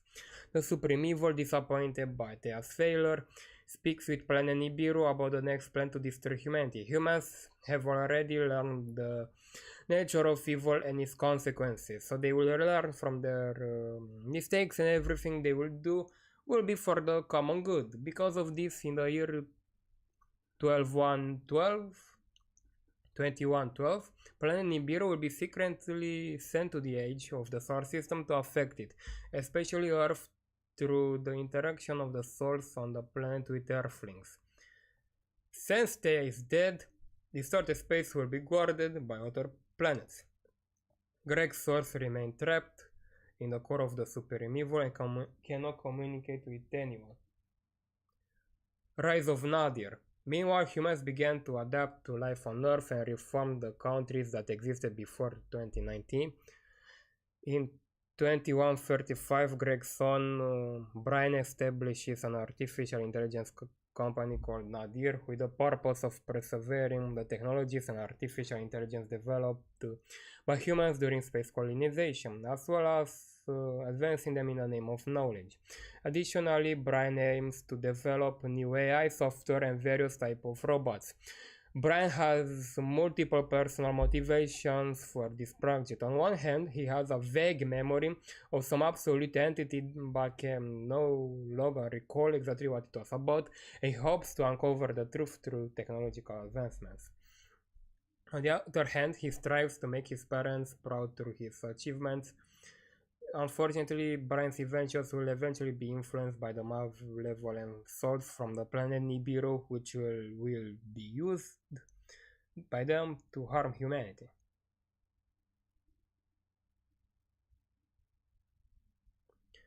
On September 21, 2135, a presentation of Nadir is broadcast on Nadir Station. The first major invention by Nadir is an artificial intelligence program called Cognignio, designed to provide people with knowledge across various fields, and considering the period when humans colonized space and forgot how life was before. The presentation is interrupted as the broadcast is influenced by malevolent spirits from Nibiru. After the interruption, the presentation resumes, introducing the Nadirverse, an application that allows users to interact online in 3D using an Oculus device. The program is interrupted again and an emergency message announces various issues discovered in Nadir's products. None of them function as intended except for Heimdall 2.0 and a telepathic device. Mysteriously, footage from a lab shows a light appearing, which is revealed to be a spirit of manipulating the inventions. Brian calls a meeting with the programmers to discuss the situation. David defends himself, stating that he has 15 years of experience in the domain and has no idea how this could have happened. He speculates that it might be a supernatural manifestation similar to Thea's attack on the database at Humanity Station in 2111. Brian dismisses David's claims and decides to conduct investigations to identify the responsible parties. Norris intervenes, noting that even other stations' broadcasts are being hijacked. Ultimately, Brian decides to postpone the launch of the products until February 2136 and orders the team to fix the issues by then. Later, as David reviews the code in their programs and machines, he finds nothing wrong with them. Everything should work as intended. He tells his colleagues they have no choice but to hastily rewrite the code from scratch. Brian's interview. Meanwhile, Brian gives an interview with a journalist. During the interview, Brian talks about his company goals to help the world improve on all aspects. However, the journalist also asks him about the personal significance of the Nadir company. Brian responds that he wants to make his mother proud and learn more about himself, and he's trying to find answers to anything unknown, such as some vague memories he has. Noticing that Brian only mentioned his mother, the journalist asks about his father, but Brian refuses to answer the question. Mind over matter. Since the cognitive AI program is being manipulated by the malevolent spirits of Nibiru, it tends to communicate things to people that are more or less bizarre. Because Brian struggles with spiritual turmoil related to his goal of ascending to a state where he can communicate with his father, he uses his own creation to seek advice on improving his spiritual life. Cognitive begins by explaining the nature of humanity, which is inclined to desire what it does not have. It then continues by stating that the desire of what one lacks causes suffering. Therefore, to eliminate suffering, one must eliminate his source desire. To achieve this, Brian must follow the 8 rules of self-denial and, in addition, practice meditation.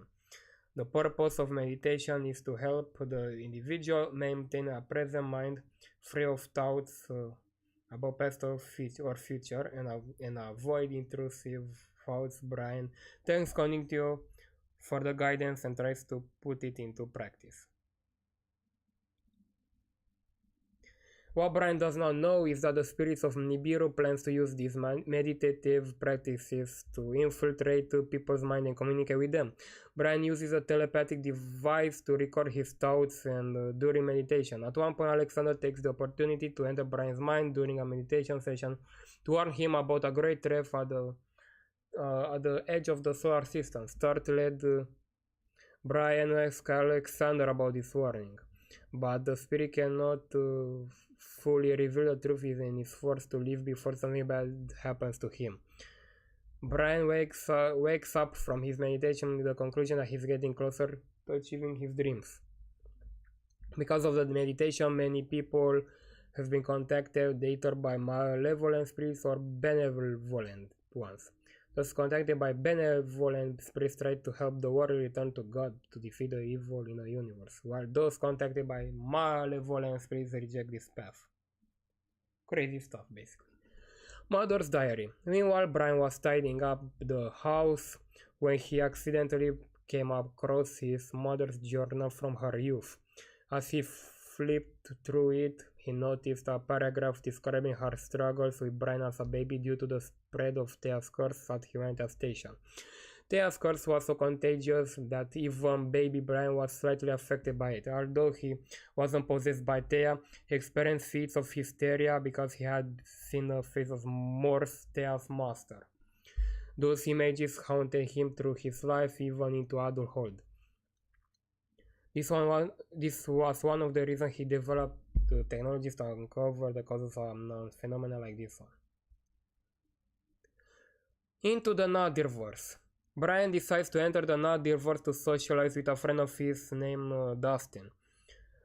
The two meet on the rooftop of a building and tease each other, and then they sit on the edge to admire the city from above. Dustin asks if Brian is feeling okay because he seems preoccupied. Brian shares that he recently discovered something in his mother's journal that he had not known before, namely that he was nearly infected by Thea's curse as a child when people were still living in Humanity Station. And his mother struggled with him but never told him about it. Dustin tells him to relax because he has a good life thanks to his success. Brian disagrees, saying that material wealth isn't success and he will only feel success when he's completely fulfilled spiritually. Dustin advised him to go and talk to Father Edwin at a church, as a priest might offer him better guidance than an AI. Brian agrees that he has a point and decides to walk to the church for some fresh air. fresh air in a metaverse. That's weird. As they are walking down the street, a portal suddenly opens and a car emerges from it, hitting them. Another voice glitches and then resets. Brian decides to go into the Netherverse to his office to tell a programmer named David about what happened. Brian believes the incident occurred because of the use of the portal generator within the Netherverse. He orders the David to set new rules so that no one can perform such actions in the Netherverse again. After finishing the conversation, Brian heads straight to the church to speak with Father Erwin. However, when he meets him, the strange things begin to happen. Father Erwin's avatar takes on the appearance of a monster and another verse starts glitching. Father Erwin seems to deliver a cryptic message to Brian. His actual message, spoken in Latin, was, "You are the son of the man who saved the universe, but you are bringing evil back through your ambitions. Your ascent in knowledge will lead you to fall into the vilest part of human nature. What you seek lies in the lowest realm of existence." So that's the reveal of what Father Erwin told Brian in that episode. Terrified, Brian asks the priest what is happening as Erwin stares at him intently. Suddenly, Father Erwin rushes towards Brian and strikes him. Another word glitches again.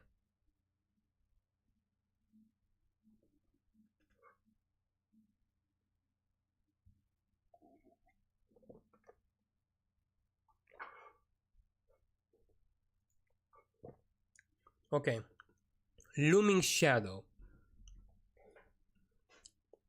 Because the devices created by the Nadir company are possessed by malevolent spirits from Nibiru, more and more people have become to be possessed by these spirits. Author claims to have had visions of spirits warning them about a cosmic threat that is indirectly attempting to lead the world towards destruction. Meanwhile, young people who had been experimenting with the portal generator in the Nadiverse are forced to use this generator in real life, since it was banned in the Nadiverse. However, while driving in the middle of a field, they use the portal to teleport to another city, but are instead sent to a completely different destination. Eventually, journalists learn about this incident. Due to these events, a news report is broadcast on another station about the disappearance of a car.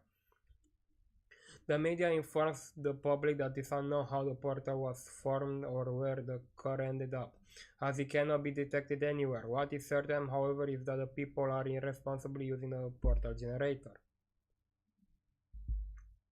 prompting the announcement of new laws to limit its use. Following this report, a segment on current social phenomena is presented.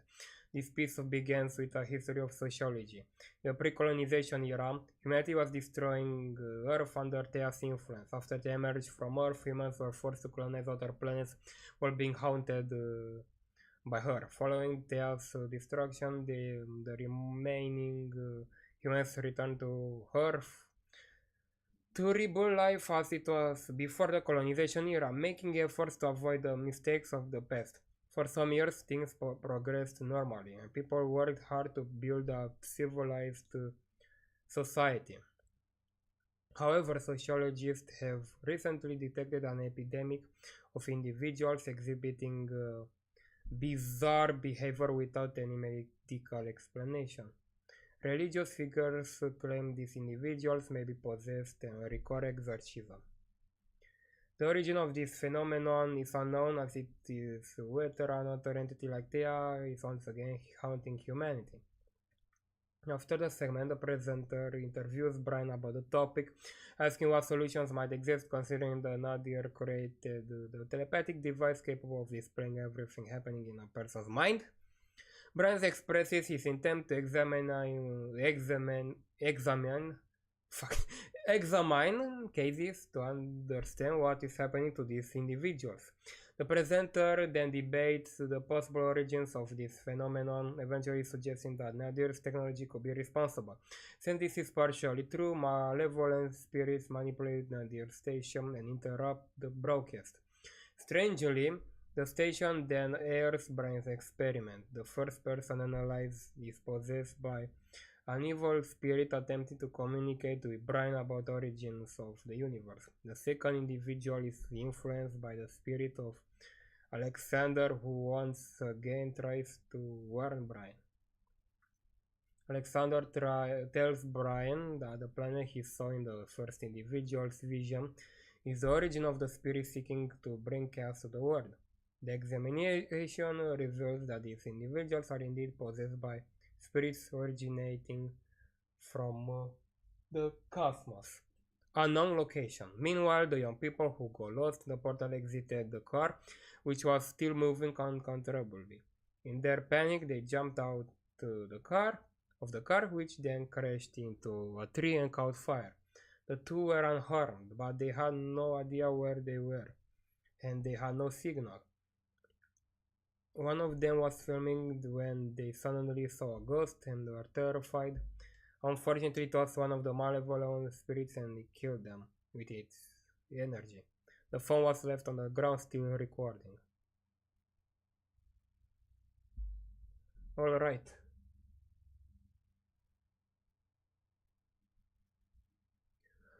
Gate 12 to Varnes. Brian decided to go into space with a team of astronauts because he believes his origins are tied to the cosmic space due to the social phenomenon of people being possessed by spirits. Once in space, Brian has a conversation with the shuttle captain Phantasmo, but what needs to be done? They need to identify the planet from which the spirits possessed humans originate. The captain says that this can be done using Hangout 2.0, just as Greg has used it in his time. At first, Captain Phantasmo enters Hangout 2.0 and checks the map to see if anything suspicious appears. Eventually, an unidentified object is spotted at the edge of the solar system. Brian believes it's the planet where the spirits come from. The captain sends a probe to investigate before they hit there. Nadir receives footage from the probe showing the planet when suddenly a spirit appears and destroys the probe. The probe catches fire and begins to fall toward the planet. The footage cuts out. Both conclude that this is clearly the planet where the spirits originate, and they begin to analyze it. They learn from the Hangout 2.0 that it is an unknown planet with origins in distorted space. And only one human has ever set foot on it, Gregory. Additionally, the planet appears to be populated by all sorts of spirits. When the crew decides to head towards the planet, a light appears across the entire screen and everything glitches. Brian and Phantasma are confused by this unpredictable event. When the screen recovers, they hear Alexander's voice addressing both the captain and Brian, and he explains that the spirit of the planet has possessed Hangout 2.0 and is trying, along with several others, evil spirits, to attack all the system on the ship in order to reach them and possess them. However, good spirits have also been sent who do not wish to harm them. What the captain must do is drive away the evil spirits while avoiding the good ones. He then explains that an evil spirit can be identified by its deeds. To make the spirits visible, they need to change the map's view to waveforms, as this mode can detect invisible things like gravity and other phenomena. A notification appears about something suspicious on Venus. The captain presses Analyze to view it. A picture of Venusian sports shuttles appears along with a spirit who says it was an athlete that died in a race at the hands of Thea. Brian tells him to leave it alone. Another notification appears for Elf with 3 alerts, and they go to check them. They see a spirit who tells them that he killed a detective to prevent him from revealing information about a film called Wartime Safety, which was used to promote pro-war ideas. Clearly the spirit is evil, so they drove it away. The other spirit on Earth was of a Hyperborean pathfinder who died during the Great Meltdown of Antarctica, so they left it alone. Then they come across with the spirit of the creator of the program astrology zone from public 68. Considering that he promoted paganism and had fired his employees for trying to spread positive messages, they decided to drive away this spirit as well. Afterwards, they received a notification from Titan's moon indicating that the two spirits were there. The first was that of Britain, who had died in prison because of Malcolm's regime. Brian immediately told Phantasma to leave it alone, as he knew deep down that it was his grandfather who had tried to defend Greg. And yes, I will also review more details about Greg and Brian later, a little bit later. So yeah, Britain was actually Greg's father and Brian's grandfather actually. Then they encountered the spirit of Malcolm, who expressed regret for his political decisions that failed to protect the Titan colonies. They decided not to drive him away because he was repentant. Finally, a light appeared on the map. This light was the spirit of the planet Nibiru, which challenged them to find and destroy it in its home. It then left. Brian and Captain realized that the spirit came from the mysterious planet, so they decided to go there. And finally, Call of Nibiru.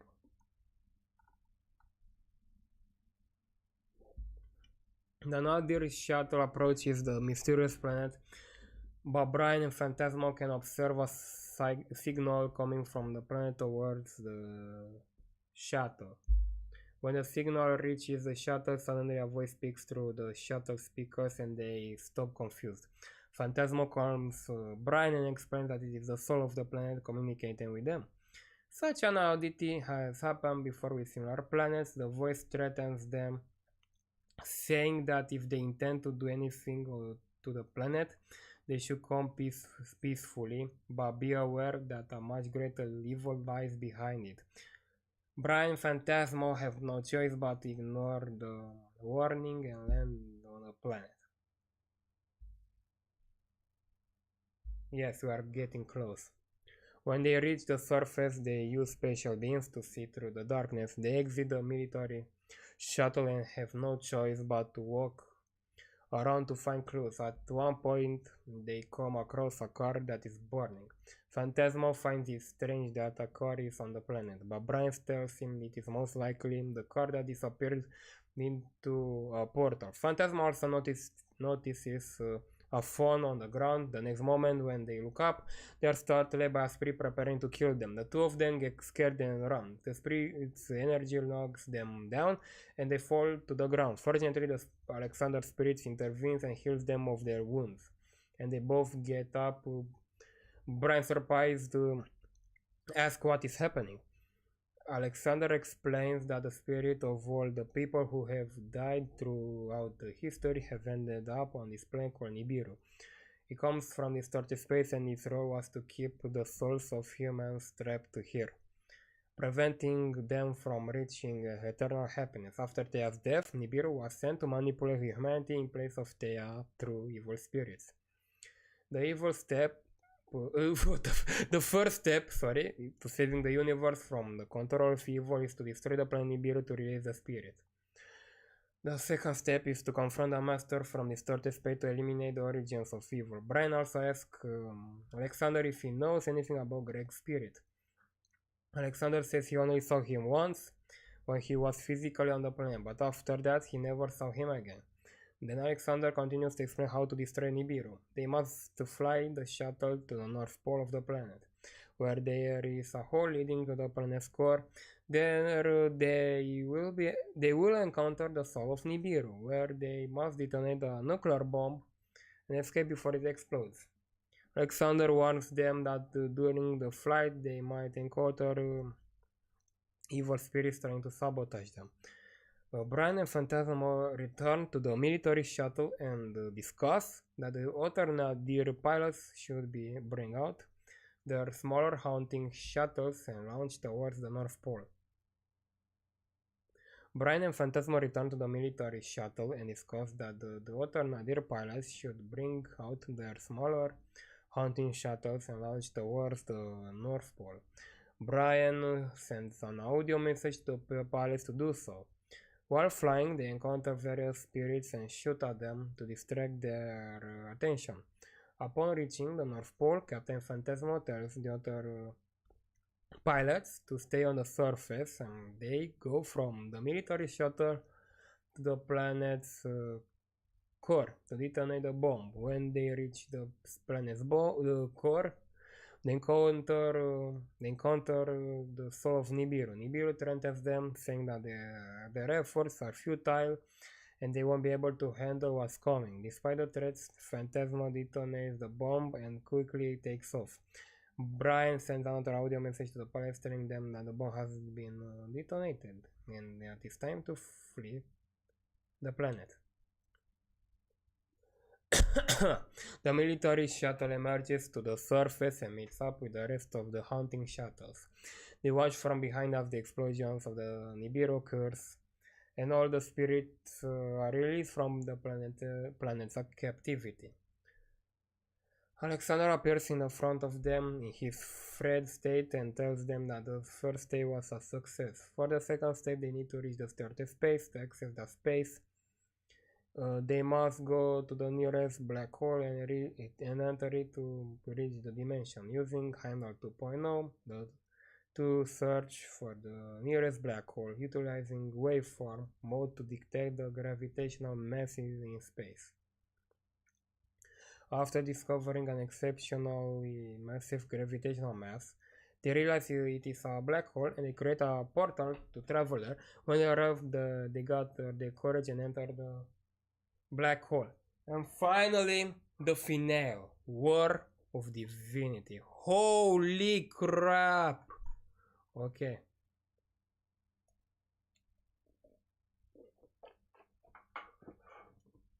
War of Divinity. After emerging on the other side of the black hole, everyone realizes how different distorted space is from the normal universe. Alexander explains that distorted space is an alternate universe where all the laws are reversed, including light and darkness as well as good and evil. He also explains that distorted space has three levels: the realm of the dead, where they are already, the realm of white holes, which they will have to pass through, and the realm of divinity, where they will confront the master of this perverse world. They must pass through each level to reach the end. 6 watching. Dude, you guys joined when I'm reading the finale. Like, we are getting close to the end. But thank you guys for joining anyway. As they travel, Brian tries to find Greg's spirit by analyzing the liberated souls. No matter how many spirits he examines, Brian is unable to find them. Brian wonders what happened to Greg's soul if all the people who died were trapped on Nibiru. Did he fail to build good enough technologies? Brian begins to doubt himself and his achievements. Meanwhile, the Nadir ship arrives near a planet called Pollution. The soul of Pollution tells them that it is a planet of misery where nothing is pure. It then criticizes humanity for having a planet gifted in perfect condition but polluting it to the point of destroying, making it as corrupted as itself. The Nadir ship moves on and encounters another planet called Bellum. It tells them that it's a planet where everything burns in the fire of rage and hatred. There is no life on it because hatred leads to death. Bellum then comments that the souls of humans had started to resemble hers and they tried too late to escape the consequences. Some of those consequences being the disappearance of the very person Bryce has been trying so hard to find. Yeah, Greg. Finally, they come across another planet called Artificialis. It is a planet where there is no nature in any form. Everything is dominated only by technology. Artificialis tells them that humanity had the opportunity to enjoy a healthy life surrounded by the beauty of nature, but they chose to pursue their own creations instead of being grateful for what had been created for them. He then reproaches Brian for his mistake, saying that he lacked faith and relied more on his inventions to solve his problems. Brian has another moment of introspection, doubting whether it was right to focus more on developing new technologies to fulfill his life's purpose. He realized that he had lost faith in favor of his ambitions and that Dustin was right. He had started socializing more in the virtual world than hadn't even spoken to his mother. He thinks that he had only tried to help the humanity and himself as best as he could, but he decides after completing the mission he will return to what matters the most: family, friends, nature. Next, Alexander warns them that they have exited the realm of the dead and are entering the realm of white holes. They must be careful to pass by the white holes without entering them, or they will end up back in their universe. Captain Phantasma activates the gravitational wave analyzers to detect the white holes and avoid them.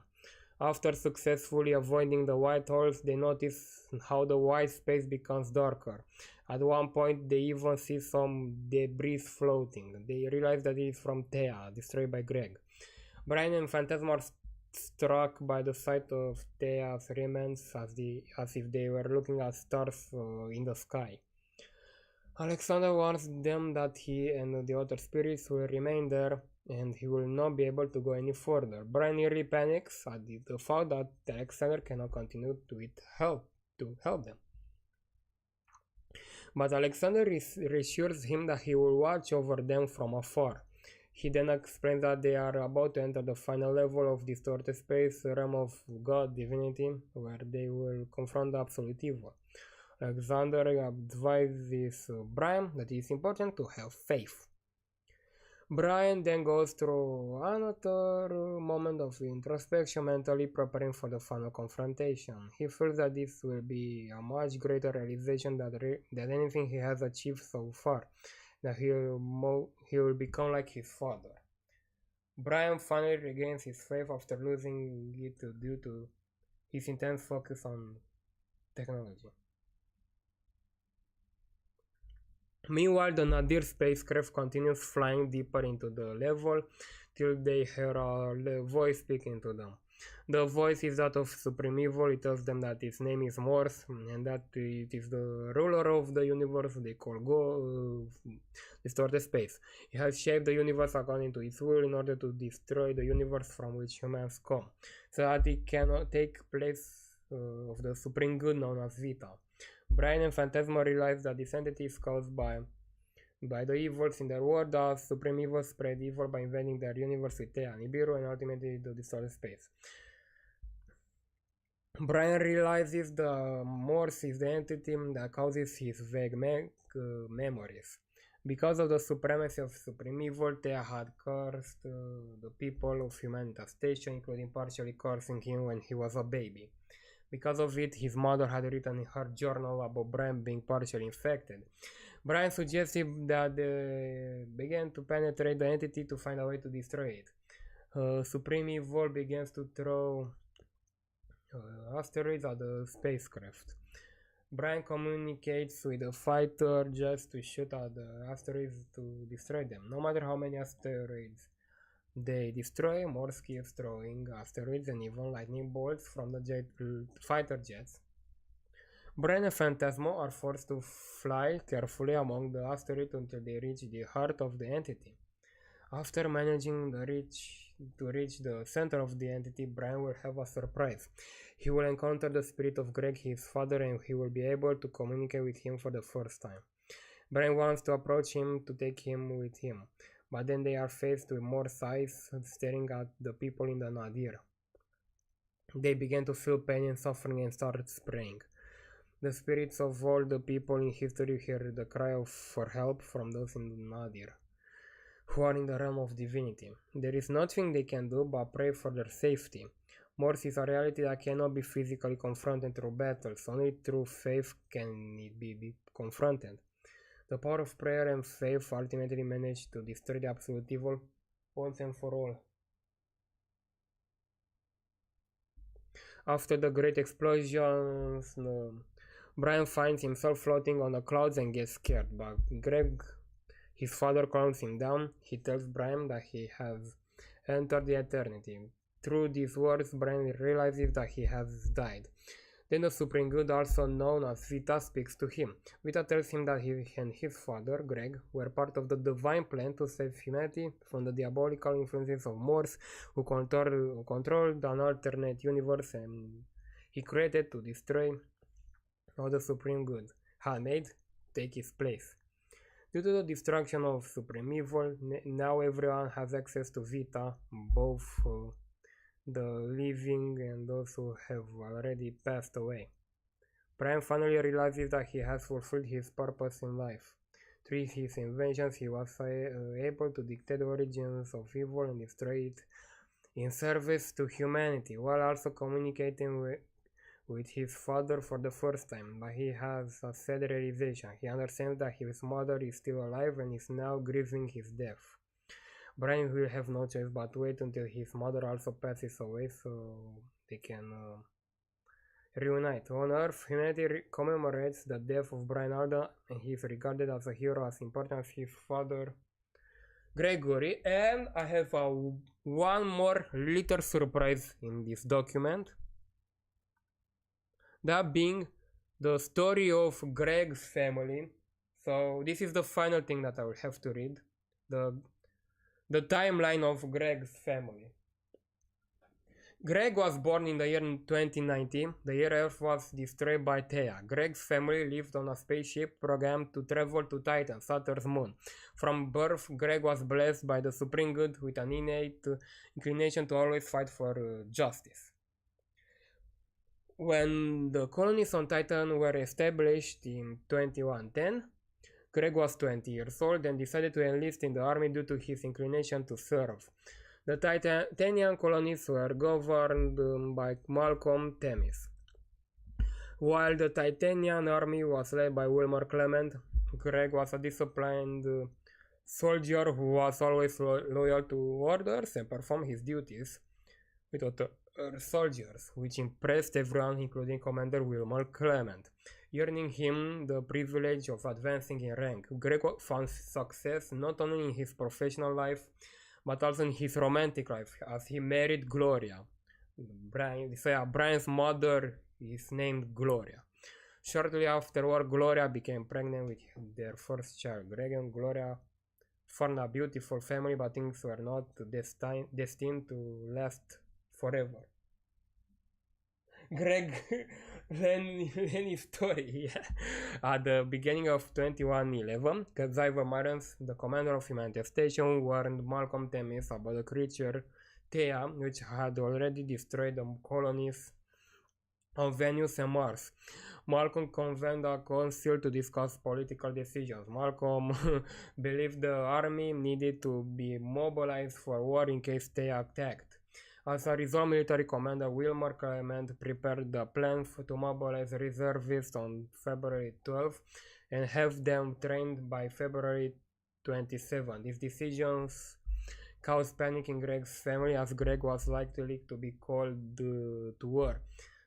The consul Britain, Greg's father, attempted to protest the measures but was arrested. However, all the agitation proved to be futile, as by the time mobilization was set to begin, Thea had already manipulated the sun to irradiate Titan, causing illness among the population. Fortunately, Greg, along with Gloria and his mother, avoided falling ill, and by boarding a spacecraft intended to evacuate the Titanian population into space. Tragically, Greg's father died in prison.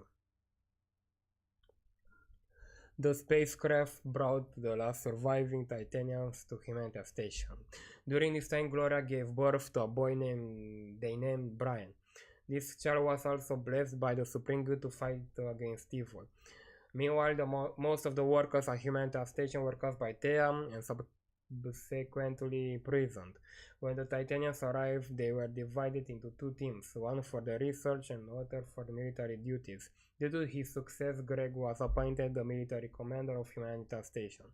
Meanwhile, Gloria and baby Brian struggled to adapt to their new life at the station. Unfortunately, after the workers possessed by Thea escaped their confinement to spread Thea curse among the Titanians, part of the curse reached baby Brian. Although he did not become possessed, he experienced visions of the supreme evil, causing him to cry excessively and leaving him with vague memories into adulthood. Greg embarked on a mission to rescue the researchers on a spacecraft to expose to solar radiation and return them safely to Humanitas Station. He then sought to uncover what had happened to humanity during this time using the AI program Hangout.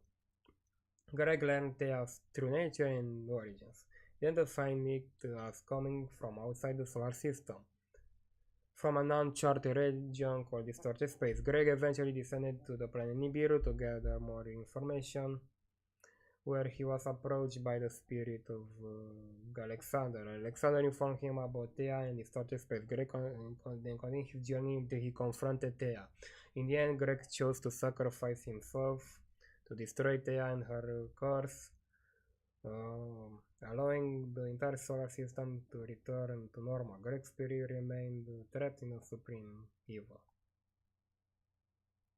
In the year 2135, at the age of 24, Brian founded a company called Nadir, aimed at persevering technologies developed during space colonization, while also advancing new innovations. On one hand, Brian carried a vague memory, inexplicable memory buried deep in his subconscious, and sought to uncover its meaning through technological and intellectual progress.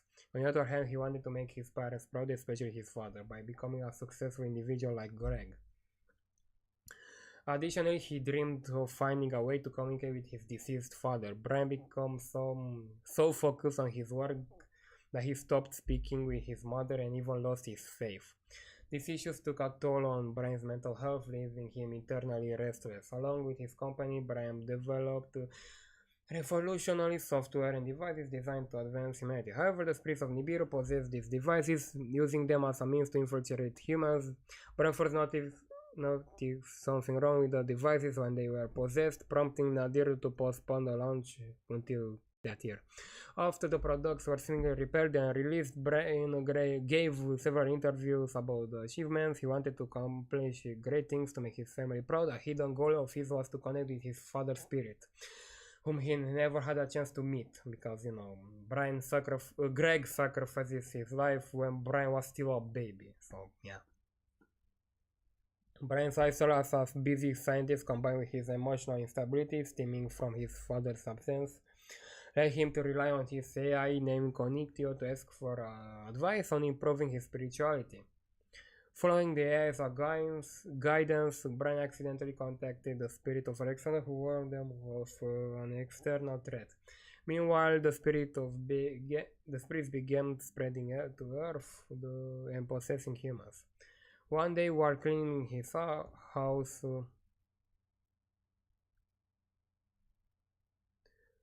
Brian stumbled upon an old journal belonging to his mother. In the journal, Brian discovered a confession that he had always been possessed by Thea's curse as a baby at Humanitas Station.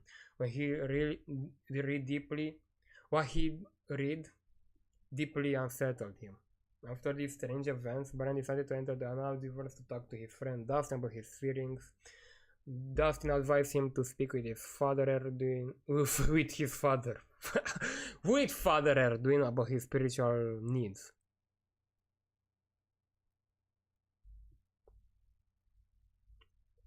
However, the conversation was interrupted when a car suddenly emerged from a part of. Brian first reported this bizarre occurrence to his colleagues before heading to see Father Erduin. When he arrived, Erduin had already been possessed by an evil spirit and attacked him.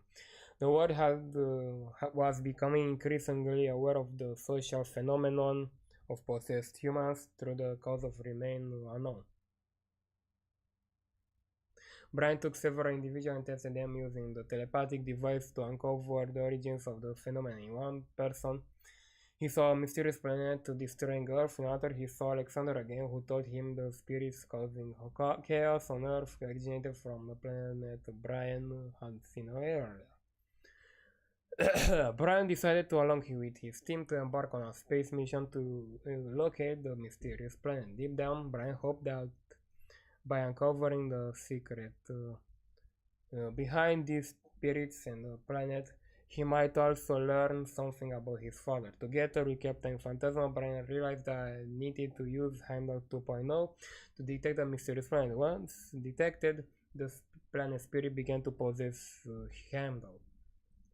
Along with other spirits inhabiting the planet, Phantasma had to expel malevolent spirits. When he came to Britain, Brian immediately told the captain not to expel him, knowing deep inside that this was his grandfather who had tried to prevent Greg from being mobilized for war.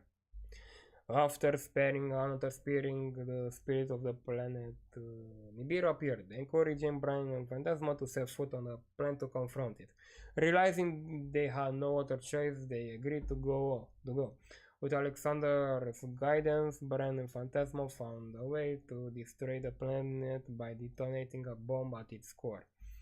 When the planet was destroyed, all the spirits ever trapped on Nibiru were set free. This marked the completion of the first stage of their mission. Their encounters made Brian reflect deeply on his decisions and the way he had lived his life. Alexander then told them to enter a black hole to reach distorted space. The second stage of their mission involved eliminating the ruler of distorted space. In the first realm of distorted space, Brian and Phantasma encountered 3 planets: Pollution, Bellum, and Artificialis, each symbolizing different stages of human history.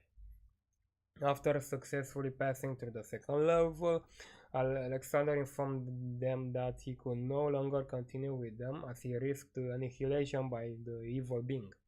Brian felt frightened, but Alexander advised him to have faith.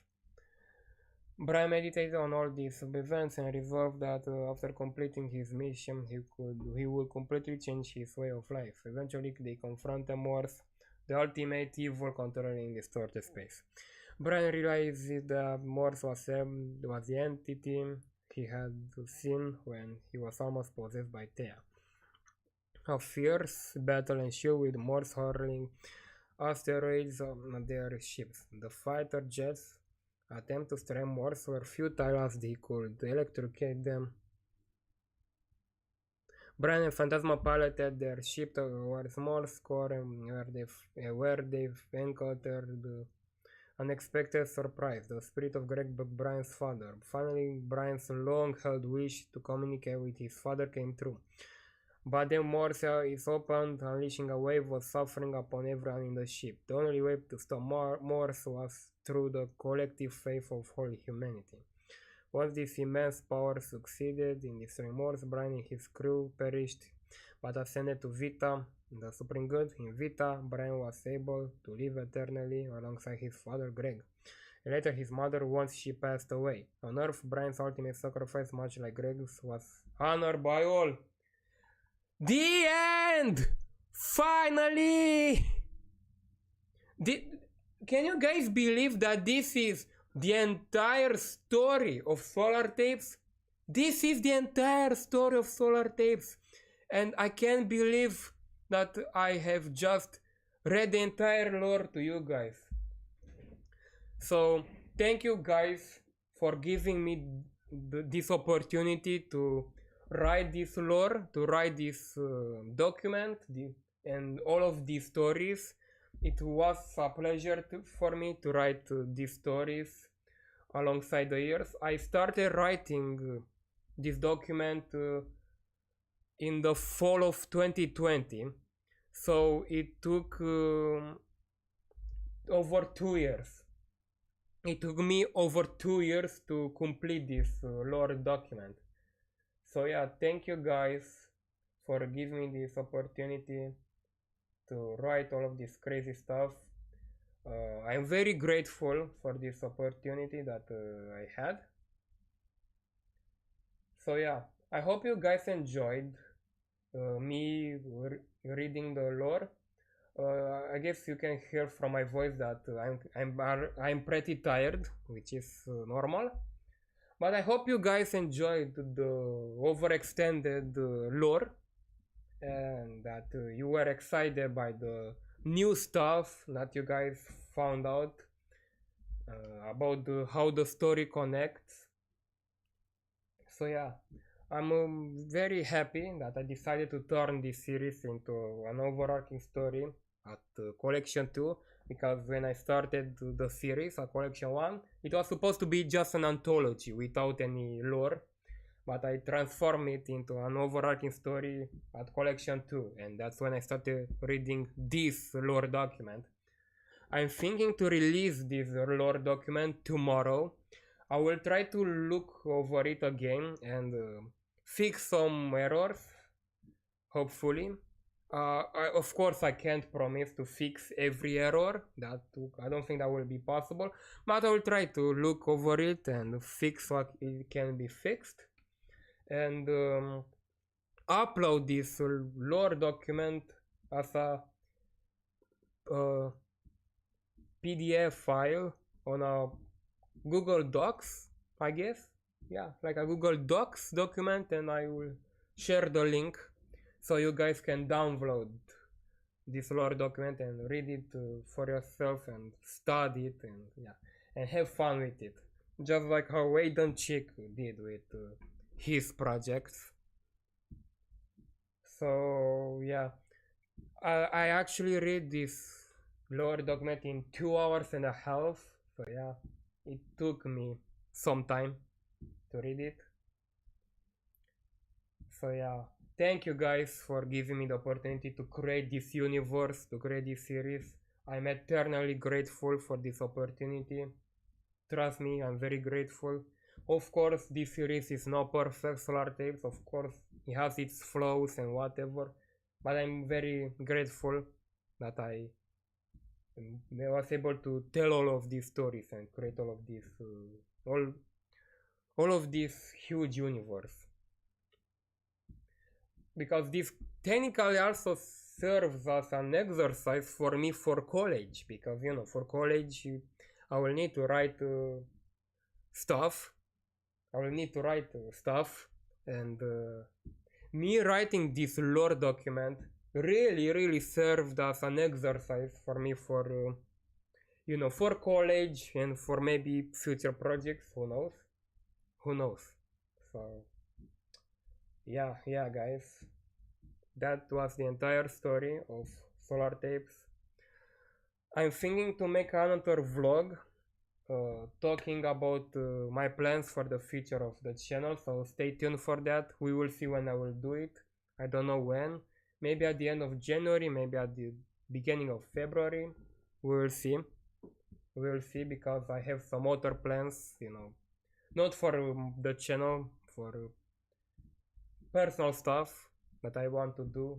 So yeah, and also I will need to take some exams pretty soon for college, because it's the end of the semester and I will need to study for those exams for the end of the session of the semester.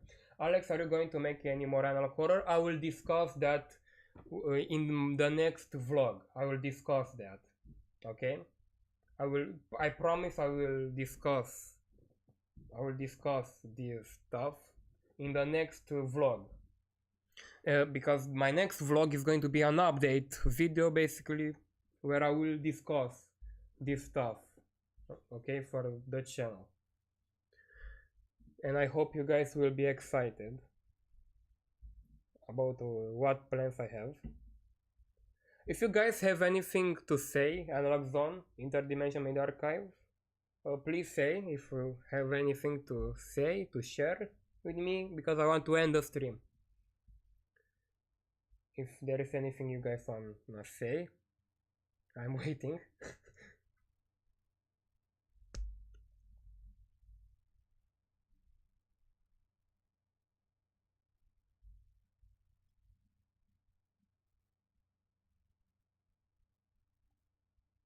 Also, this stream was better, definitely better than my last stream. My last stream, there was just one person on the stream, and that person, that person left at some point, so I had like zero watching. And when I had zero watching, I just ended the stream. But this stream was much better since I had some people actually listening to me. Bye, Alex. Okay, so I guess I will just end the stream. Thank you everyone for joining this stream. Don't forget to hit the like button, maybe comment some stuff, share my channel, and subscribe if you haven't, but I guess you guys have done that already. And yeah, goodbye guys.